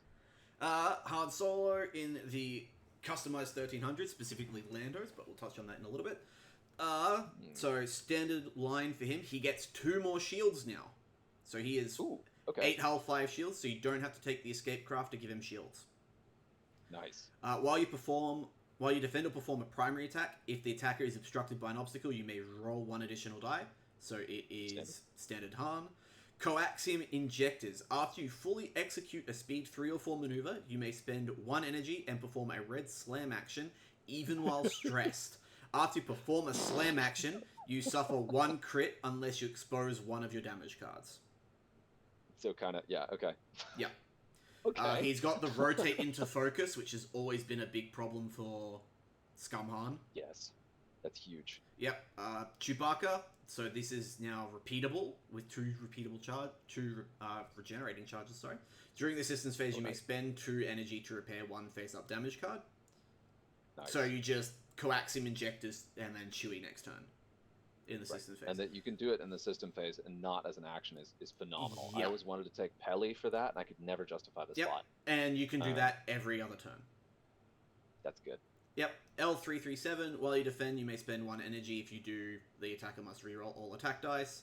If this card's energy is inactive, decrease the difficulty of your bank maneuvers, and you can't recover energy with... This energy can't be recovered. Which now just made me realize... Does Cutthroat actually trigger on... Yeah, it's a non-recurring charge, so you could have actually Cutthroated L337 custom. You can. Yeah, you can still... Yes, so you can get that reroll before. It's interesting to see that wording on this, though, because I don't see a way on this for it to recover charges. Unless there's something else coming up. No L337 can recover charge, because it's not a recurring charge on just the custom crew, but you could theoretically Cutthroat it as Han's talent to regain it. Or whoever L337 is on. You wouldn't, because I'd rather spend the 2 points on... I'd rather spend the Cutthroat on more important energy or getting rid Yeah. of, or getting rid of an Stress. orange or red token. Yeah. But theoretically, you could do it. Yeah. Tobias Beckett is different. This is a newer one. While you perform an attack, if you're stressed, you may re-roll up to 2 attack dice, then suffer 1 crit damage if one or more of the re-roll results is a crit result. So it's kind of an angrier R5. I love it, and it's not. There's no arc requirement, so that's No, there's Tobias no. is just. Yeah. This is a 7-point Han. This Han, I think he followed the same with all. So again, they were really 6? conservative with making large base ships 7 points. So he is 6. He's really good at 6. But All right. yeah, remember he can't double trick shot though. Yeah, but he's got land between Lando and the Han chassis ability. That was always enough by itself. You don't need Yeah. trick shot, and it True. regens kind of with Chewie. You've got the opened up dial, and you've got the offensive mods, and it can. Holy hell, is this thing fast? Yeah, he can only do coaxium once though. It's a non-recurring charge. Yep. And then still, that gets him like yeah. out of trouble or into a spot you want him. Like that's, yeah, and then Lando's Falcon. While you perform a primary attack, if the defender has a non-lock red or orange, you can reroll 1 attack dice. Yeah. So no engine upgrade, so you're stuck with the red boost. But that Yep. rotate focus is amazing because Yep. yeah, that's a huge problem on this ship. The base 2 shields, good spot on that. I probably would have missed that on the first read.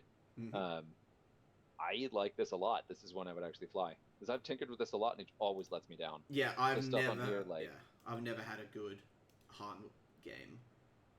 But even just like totally blank and just rotate to focus with Tobias on there, like that by itself fixes most of the problems I have with the ship. So yeah, you're never rolling a 5 dice Han again with this. Sure.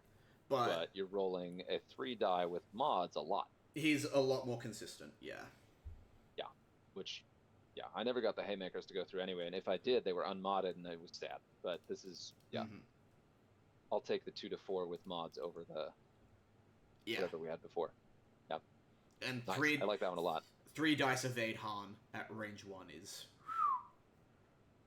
Yeah, I also do love that this is just straight thematic. These are the out-of-the-box upgrades you were really supposed to take with it that just never worked. And now they do. Yeah. Nice. And I kept that one. I actually got rid of my Falcon, my Rebel one, and kept that one. And I was really debating that decision, and now I feel very happy about it. Yeah. You've got the next one? Do I? Yes. There it is. Hello, my beauty. I might have to repaint the card because I have a repaint of my Dengar. Okay, I'm again just focusing on the art, just enjoying, just reveling in the mode of seeing a Dengar standard loadout, which I have been longing for since they introduced the format. I love Dengar, which is totally unjustified now, but I remember 1.0 Dengar, and that thing was stupid, and I threw it just all over the place. Oh, I did as well. Yeah. All right, so we got Dengar, we get the Jumpmaster 5K, stock 2 attack die turret, 2 evade, 6 hull, 3 shields, that's standard.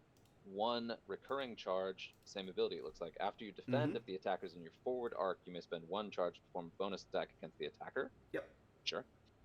R2G8, 2 recurring charges, gunner. After you perform a primary attack that hits, you may spend 2 to choose an enemy ship at range 0 to 1 of the defender. If you do, that ship gains a strain token. I see where this is going.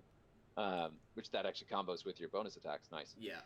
So this is the thing too, is like I actually built my Dengars to do a bonus attack at initiative 6.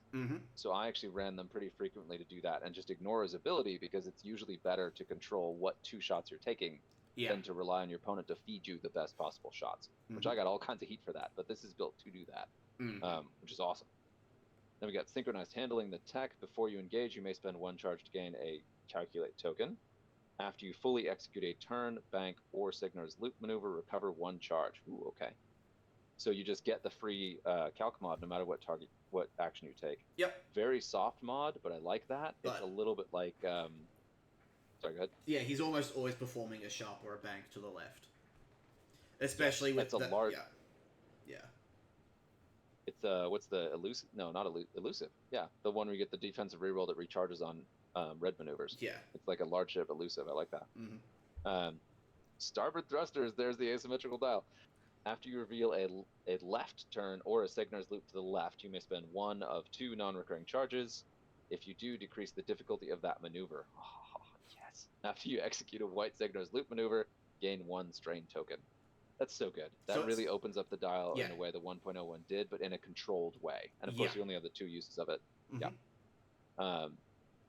And here we've got the nerfed punishing one, which is a bit of a bummer.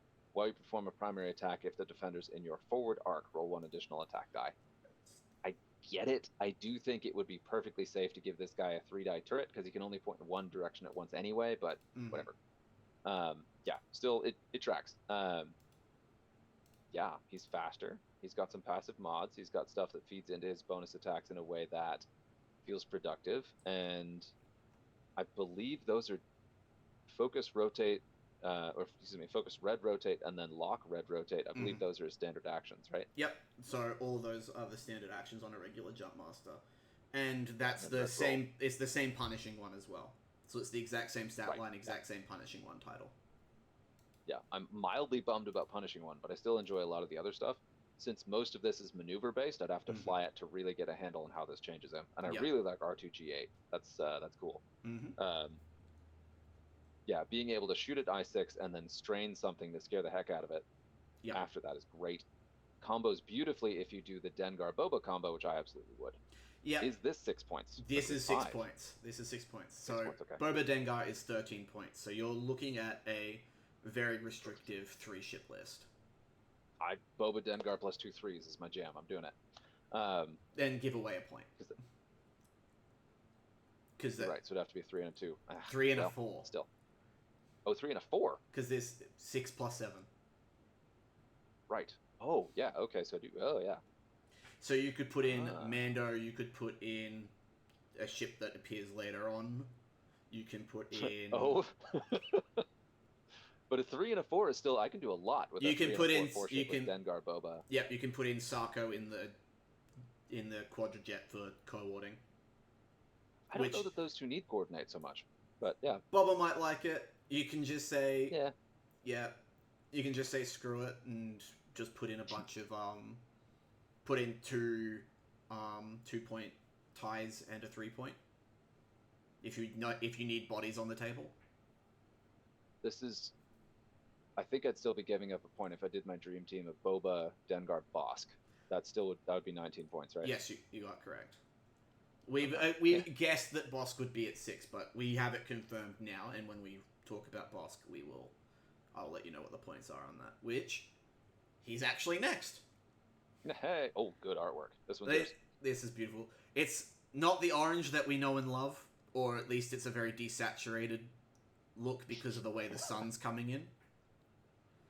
But standard stat line 3193. Is that this? I haven't flown a YV in forever. So. I haven't flown it in a long time. Yeah, it is. Yeah, that tracks. I had to make sure because I haven't flown a YV in so long. So standard Bosk ability, after you perform an attack, after the neutralized result steps, you can spend 1 crit to add 2 hit results.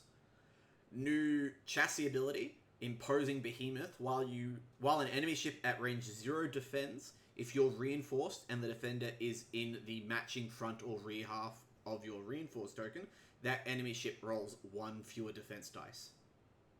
So you want him being in there causing havoc, blocking people. Which he's gonna be, anyway, and I love that there's a YV built for that. So he doesn't have a built-in reinforce, but that gets fixed with the next card, Embo. At the start of the engagement phase, if there's an enemy ship at range 0, you may perform a red reinforce action. But wait, he doesn't have a native reinforce action? No, so he loses the native reinforce action on the usual YV bar. He gains a coordinate, though. True, and a white coordinate. A white coordinate. Very interesting. Yeah. Okay.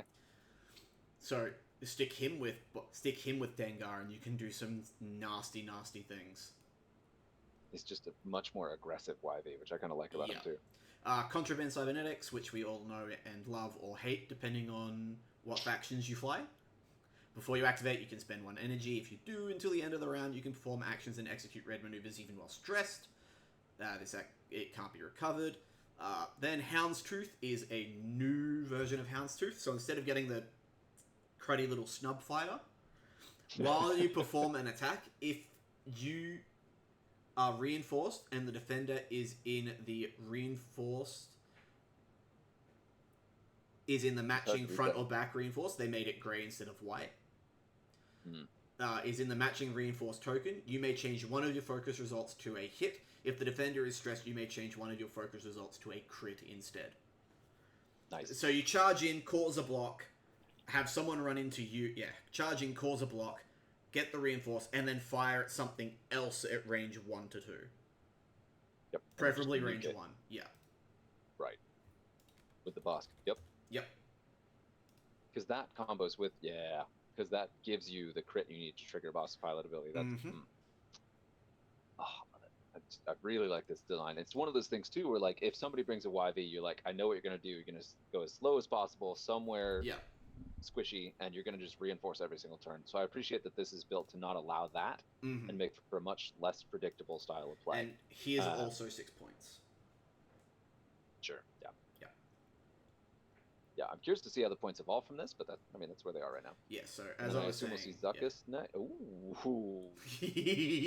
All right, now, I've talked many times about how I love Fang Fighters, and I think they're kind of dumb, because they are so unreliable that they're just not worth paying the points for a good one, and the bad ones don't do, or the cheap ones don't do as much.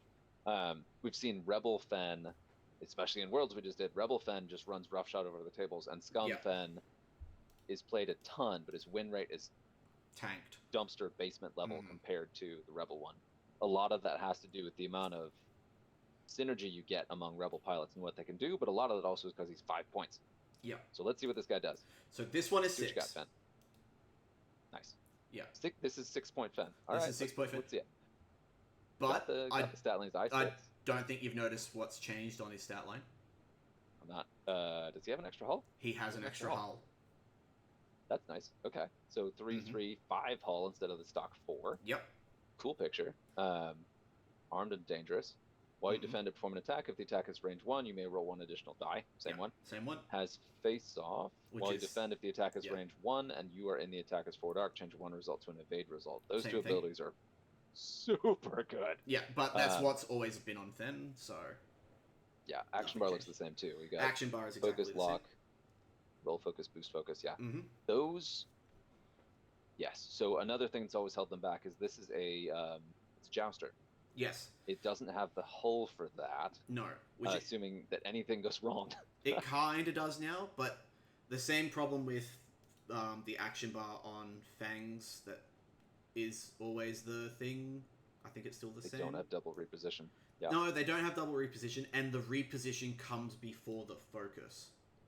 Yes. So if you want to do the safe focus up, you have to be stressed too. Yeah. Yeah, but if you fail the reposition, you then can't focus afterwards.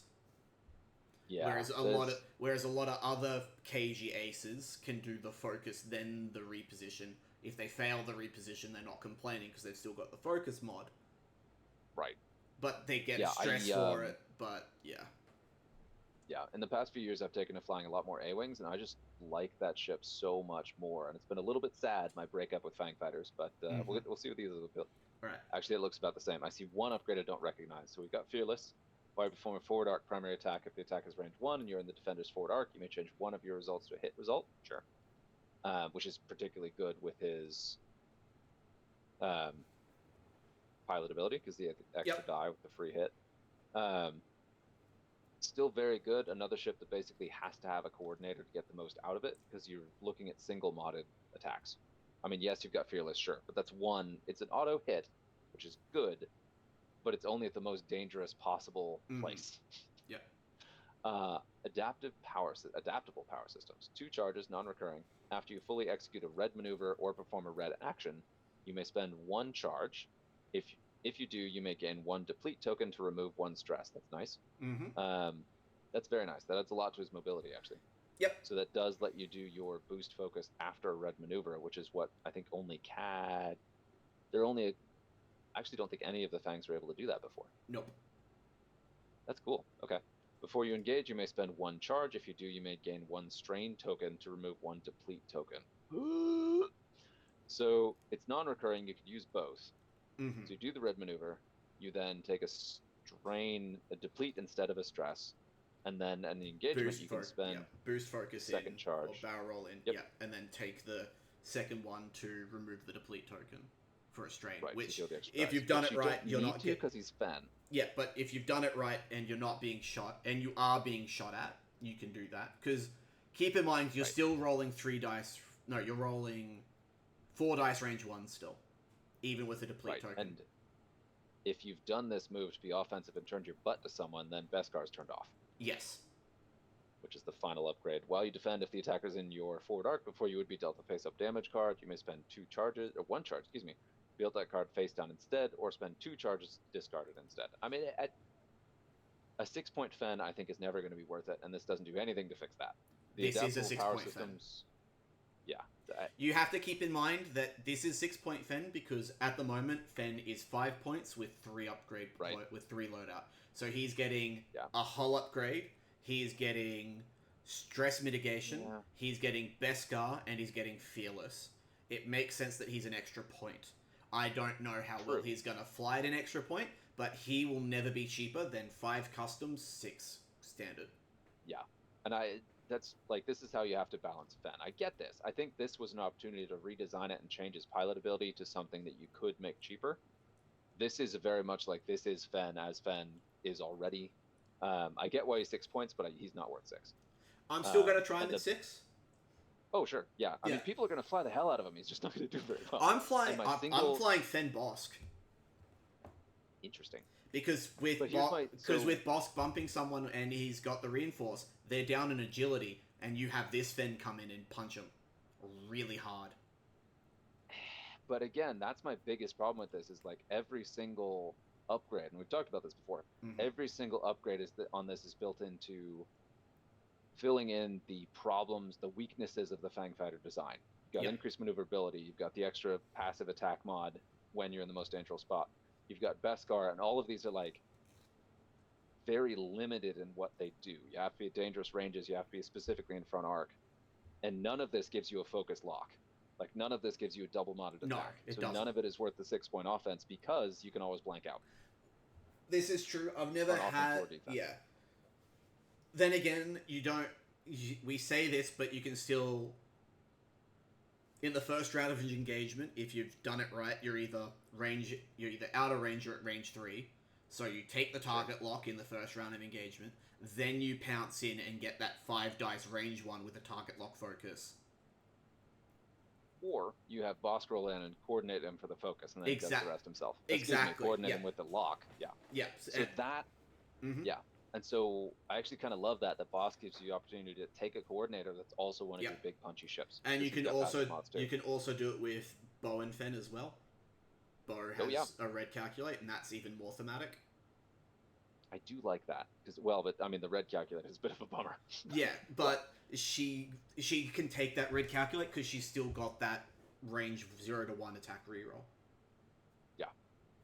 Yeah, so I like that because that's also very like Mandalorian themed. That is cool, but that would help normal Fen anyway. This doesn't do anything differently than that would. But you get the Beskar, which he needs. You get Fearless, which he needs, and the adaptable power system can still do some really cool stuff. But you could take him at 5 and just roll the dice. True, this is true. I still want to fly him. It depends on. Are you going to build to? Are you going to build to 14 and take this Fen? Or are you going to build to 15 and take the other Fen, which may not last as long, because that hull upgrade is going to come in handy. I will eagerly await your battle reports. Yeah. But I'm not going to fly this one. Yeah. I know definitely myself and Lucky Duck, we will definitely be trying this Fen. Nice. Yeah. And I mean, people are going to fly Fen. People are going to fly him a lot, and this does have a lot more built into him than the other one. And I've seen a couple suggestions where it's a good idea to have like the very stripped down like 5-point version of an ace pilot, and then the 6 and 7-point versions where they're like loaded to the gills, but you pay for it with the extra squad point. Yeah. I like that design. It's a good design. It's a good design theory. Yeah. This is still Fen. This is a Fen designed by people who think that current Fen is fine. Current Fen is fine if you fly him right. I will add that. So I will add that caveat. Current Fen is fantastic. Asterisk. Not asterisk. Star, whatever you want to call it. And then Sure, as the little side note at the very teeny tiny bottom in tiny text, if you know how to fly him and your dice don't suck. Sure. I will say that current Fen is fine 50% of the time. 50% of the time he works 90% of the time. No. At least a third of the time he goes up in a puff of smoke at range 3 when a TIE fighter looks at him. Yeah. Mm-hmm. I want to love it, but Here. I'd say fly it, I'll see if continue to see if he reignites your love with Fen. Prove me wrong, I will see if I can prove myself wrong. Because I do still love Fang Fighters. They're so cool thematically, and I really like the model and the aesthetic. Love the Gauntlet, and I like flying them together. But I'm taking the cheaper ones. Yeah, and because I think because this Fen is 6 points with one additional hull, you want to fly him a little bit more conservatively. So he's not going to be having those massive downsides. He's not going to be getting randomly caught at range 3 and blown up, or randomly caught at range 2 and blown up. He's going to be arc dodging and swooping in when you need him to. Yeah, but then the problem is when you need him to, he needs to hit hard, and he doesn't. At least he doesn't every time. There's plenty of ways to mitigate that now, because you've got cohorts with Sarko or Tapusk. You've got new ships. You've got this is gonna pair really well with Bosk, I think. I could see him pairing well with Boba, because you've got that target lock. Well, no, because he's not good at getting target locks. No. Yeah, and this is the thing too, is one of the things that I felt really fixed Fen, especially Fang Fighters in general, is optics. Yes. And this doesn't have optics. Correct. So I think does not have a way to guarantee that offensive output. Optics instead of power systems, maybe. Yeah. But yeah. I think that would have been the very standard Mandalorian Fen. The adaptable power systems does kind of help give him a little bit extra mobility, but it doesn't. All it does is reduce the downside of his existing mobility. Yeah. Still has no double reposition, no way to have his defensive stuff trigger except out of those extremely narrow conditions, and no way to get the extra target locks. It doesn't solve any of the problems that I have with Fen. Mm-hmm. And he's more expensive, which makes the problems I have with Fen worse. Yep. Well, it's just flying with the cohort, see how it works. I think that's going to be the main way to make this Fen or any other Fen work really well, is have that cohort available to you. Which thematically doesn't really make sense, because he does not fly with a coordinator in the. But oh well. Anyway, next up. I took too long on that one. No, it's fine. You and I have had plenty of conversations about Fen, and we will go on and on about Fen. It is very easy for us to sit here and argue about Fen, because we're both two very polarized views on Fen. Fair. So CAD. This one I like a lot. This CAD, I love the look on this card. Yeah. So I've flown this CAD. He comes in at 4 points, which is what I was play testing him once he was leaked. So I'm happy to see that he's coming in at 4 points. He fits very well at 4 points. So standard stat line for the rogue. Same ability, which is after you perform an attack that hits, spend 2 energy, transfer one of your non-lock red or orange tokens to the defender. Same dead to rights. If the defender's in your bullseye, the defender can't modify their dice with green tokens. Yeah, no need to mess with that. It's good. Yeah. So flechette cannons make a comeback from 1.0. After this attack hits, so this is front arc, full 90 degrees. After this attack hits, if the defender is in your bullseye, the defender gains a strain token, which you can then pass off with Cad Bane. Well, the defender gets the strain and whatever red thing you pass to it. You can only choose one. No? So Cad Bane's ability... Oh, yeah, so you can assign a strain and then so you can double strain at strain lock. You strain stress, you are correct, sorry. You're probably going to strain stress it most of the time. Yes. Strain stress it, yeah. Technically... You can double strain it with Toto. Technically, you can... Oh, no, you can't, because you can't shoot while you've got a deplete token. My bad. Because I'm like, technically you can get rid of the deplete from your target lock, but you can't shoot with a weapon lock. My bad. Or weapons disabled. Wait, where did he get a weapons disabled? Oh, cloak. Because he's got the cloak from Xanadu. Yeah. Yeah. So Toto 360. During the systems phase, you may spend 1 energy. If you do, you may remove one stress token and gain one strain token and one calculate token. So in one of my games where we were seeing does he like 4 points, I'll preface this with saying I'm not a part of the testing team. I was just testing this in friendly matches with locals. And we said, Sure. This is what we think they roughly are, build it to this point. We can discuss if that's what we think it is afterwards. I had a situation where I had Toto 360 trigger one turn after another, and I just did 2 Talon rolls. Just the whole time? Yeah, so 2 Talon roll. 2 Talon roll. Activated Toto 360 to do a 2 Talon roll. Activate Toto 360 the next turn to do another Talon roll. And in that situation, it made sense for him to do it because of how the board state was. You're not always going to be doing this, obviously. Right.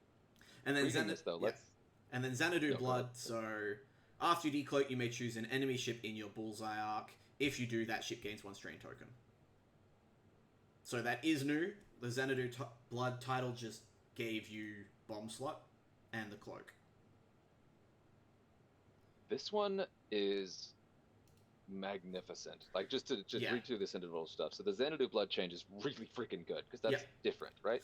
You have to remember that when you decloak, it is with it's a 2 straight boost or a barrel or a speed 2 barrel roll. Right. So it's but a you have little basically harder full to knowledge do them. of, Yeah, unless something else has system phase reposition, you can trigger that one knowing where stuff is going to be. Now, of course, you can do a blue and clear it, but... Yeah, but also, because you're I4, you can still pull this off onto, say, I5 or I6 Empire or First Order ships that reposition at a higher initiative than you.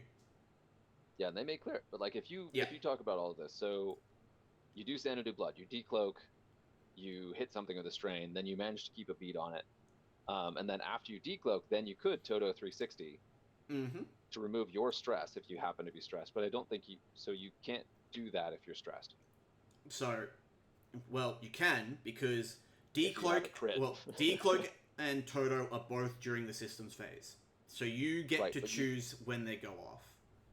But when you decloak, it's a barrel roll action, right? So you can't do that. No, decloak is not a barrel roll action. Oh, okay. Decloak is you perform a barrel roll. So you decloak, you Xanadu Blood to strain an opposing ship, and then you Toto to remove your stress and change it to a strain and then a calculate. Assuming you can you cloak, take the stress the first turn, then you barrel roll, and then before you do your blue maneuver, you can Toto to clear the stress. So you could do a 1 hard or a 2 hard or a Talon roll. Or don't do a blue, keep the strain, and then when you shoot the thing, you can give it a double strain. Yes. And then flechette cannons, if you hit it, so you could potentially triple strain a ship. That's not really great. You'd rather stress and strain it, but you've got a ton of ways to hit these things with red tokens that then can be shot off by other ships. Exactly. Yeah. And he's still got that, and this suite of upgrades gives you a really good ways to deal with stress, at least a couple times. So Toto gives you 2 options instead of contraband, which is usually just 1. Yep. So that really opens up the dial. And it gives you a calculate as well. Right. Yeah, that's really good to get the passive mods you can then lock and still have another mod. Yeah. I really like flechette cannons because it kind of splits the difference between synced cannons and the ion cannon. Or the proton cannons and ion cannon. This is a great build of CAD and feels just as dirty as he is too. You're just like throwing tokens all over the board. So this version of flechette cannon's a bit different. So 1.0 flechette cannon, as a reminder, it is a stress and does 1 damage, and then you cancel all the results. Whereas this is 2 to 3. This is up to 3 damage, and if you're in the bullseye, you also take a strain. Yeah, it's a strain, not a stress, so a little bit less limiting, but still really good. Less good at I4, but still, if you have an I3 or another I4 to follow that up. As I've said this with a bunch of people, I think I've even said this to you, Scum is the king of I4. Yeah. There is a lot of Scum ships flying at I4, and because they all shoot in the same initiative step, you get to choose the order in which they shoot. Right. So you very well could triple strain someone using Xanadu Blood into Cad's ability and flechette cannon, and still have 2 to 3 I4s shoot after him. Right. He also, with that Xanadu Blood ability and actually his other stuff to like stack tokens on opponents that they then have to clear, he becomes a really good wingman for Han. Yes. So Great. I would Love not be that. surprised if I see Cad Bane and Han flown side by side. Yeah, or Han and Dengar. Like Dengar's ability Yeah. to throw out that token for free is also really nice. Well, that's it. Han, Dengar, Cad is only 16 points. Oh my god. Double I6 plus CAD, and then you still have 4 points to throw something else in there. That's pretty good. Yep. Yeah. Yeah. Or Han, Bosk, CAD, Yeah. and then another one. Han, Boss, Cad. Yeah. Yeah, that's man. And onto the final page. Ooh. This is the one I love. This is the final page. Yeah. Oh, this. Yeah. So, okay. I haven't seen this one yet. These next two have. Yeah. These next two have been leaked in the past, so I have flown with both of these. But this is the one that I was most happy to see. It's not Guri, my beloved, but this is infinitely better Zizor, and I love the after image effect on him too. Nice. Oh, which ties into which ties into this, which ties into Star Vipers as a whole. So, this Zizor, Virago, so he gets the bonus shield in his stat block. So 3-3-4-2. With 3 charge, when you perform an attack against a strange ship, you may remove 1 stress token.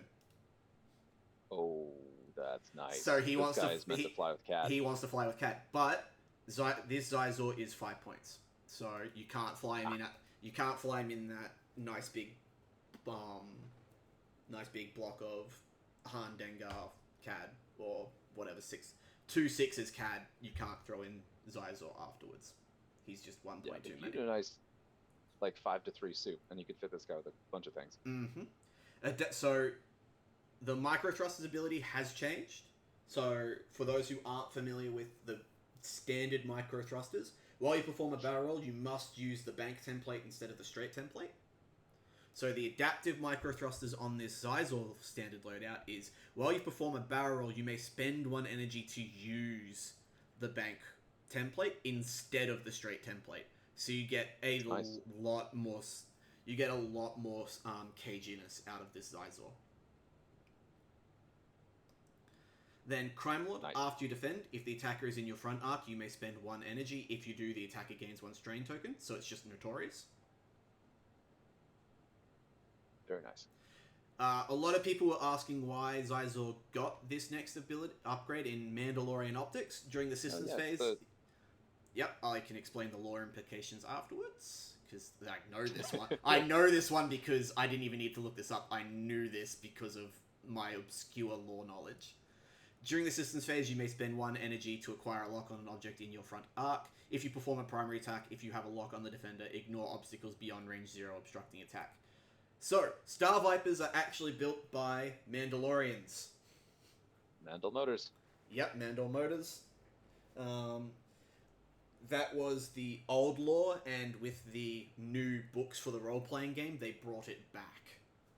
And so it's officially canon again, because it was put out in the books by FFG. Or Disney. Yeah.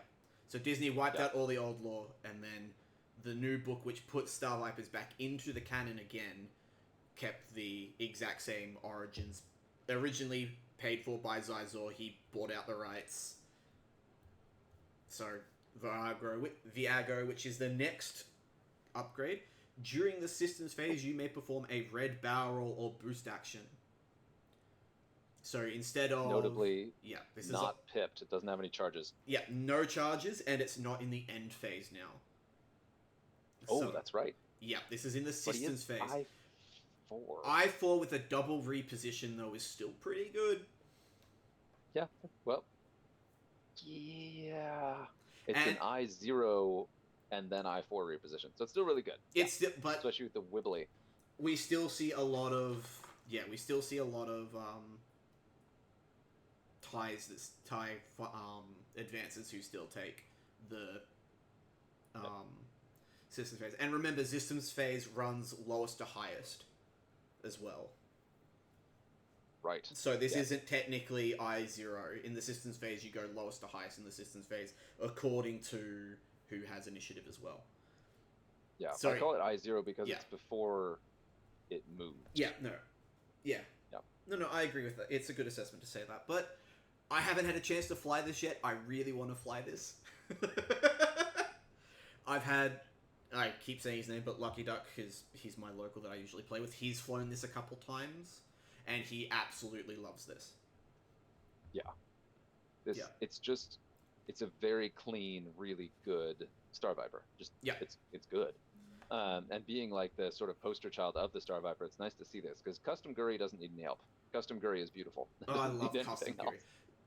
Custom Zizor needed help. Yeah, Custom Zizor, no one was ever going to fly that, because it relied on having generics. Yeah. And a lot of them. Mm-hmm. Yeah, but this makes him a very independent operator and feels very thematic to what he does and is, and it's a cool ship. Yeah, and at the moment with Guri only having 8 upgrades, she was never going to take Virago anyway, because that was 8 points. And that one is the one that has 2 charges, so it's not as good, and at the end phase too. So I mentioned all the reasons why you don't want to do that. She much prefers advanced sensors or pattern analyzer and a 3-point upgrade.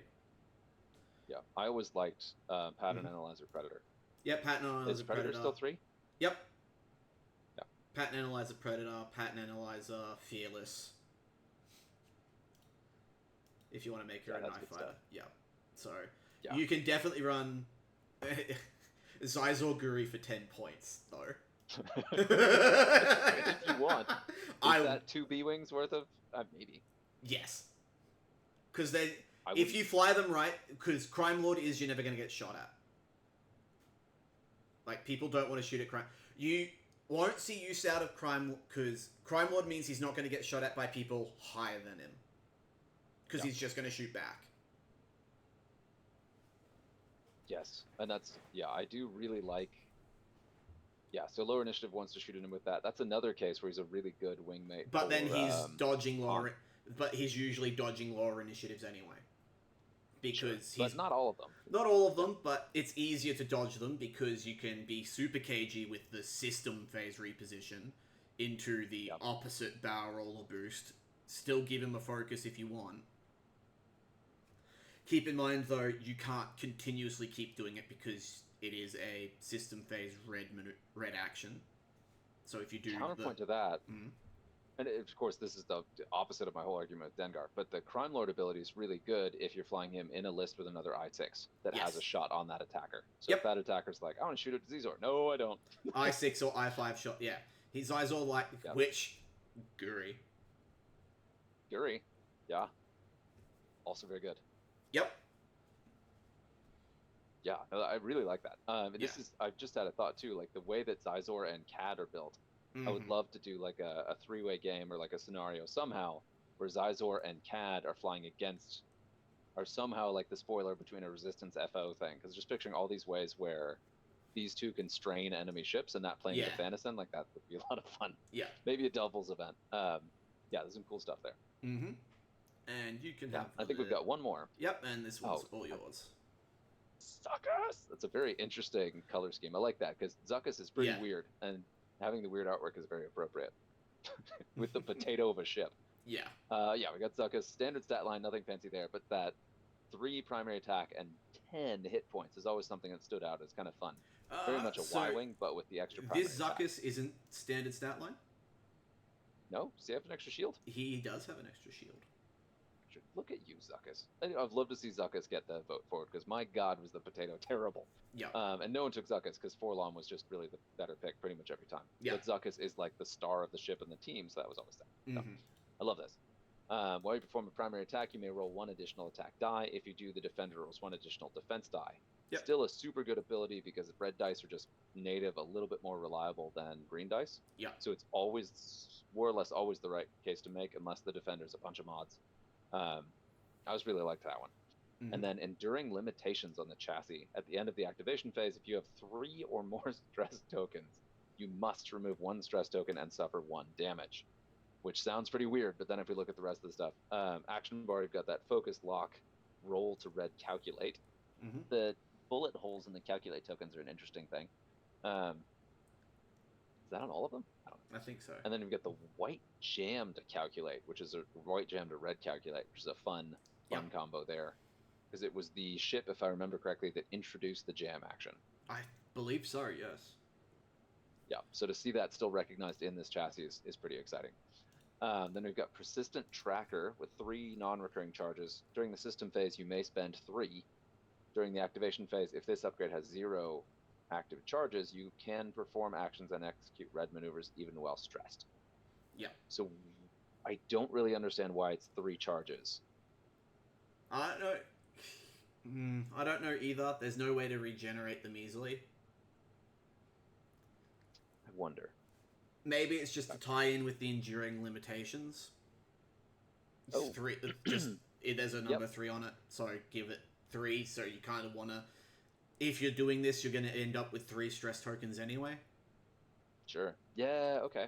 Because Yeah, you like can do a red. Because you can get a stress on him. Because his dial is very stressful. You got 2Ks. Dial is terrible. You got 2Ks, 4Ks, 1 hards, 3 banks, and 4 straights, as well as the 0 stop to give him a stress.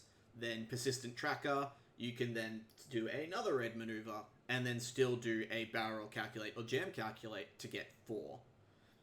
And then at the end of the activation, Sorry, go ahead. And then at the end of the activation phase, take a damage, strip a stress, so you're back down to 2.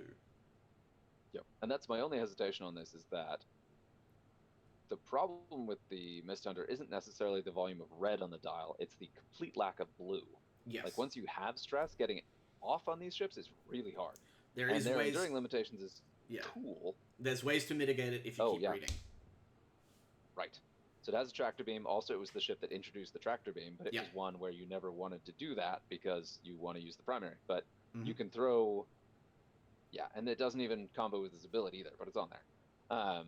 Which we'll get to that too, because there's another upgrade on this. But then he's got the Forlom crew, so this guy now has the best of both, being both Zuckuss and having Forlom's ability too. At the start of the end phase, you may spend 1 calculate token. Oh, you have to have the calculate. Okay. Yes. And choose an enemy ship at range 0 to 1. If you do, transfer 1 of your stress tokens to that ship. So being able to free stress an enemy ship is really good. And you can combo that with enduring limitations, or you can just use that terrible dial and just pass up those stress tokens so the ships have tough decisions to make. So I really love that combo. So it is slow, it is clunky, and now medium base, but still. Yeah. It's Pilot Forlom as a crew, which he needed to calculate because that would just be too strong. Pilot Forlom is 5 points. Yeah. So he needed the calculate to make sense for him to be a crew. Yeah, so you have to do your barrel roll calculate, you have to do your jam calculate. The ways to get calculate tokens of this thing are the less powerful actions it can take. So yeah, that limitation is on there makes sense, and it makes it just a very interesting ship to fly. Yep, but he still likes being coordinated as well. Right.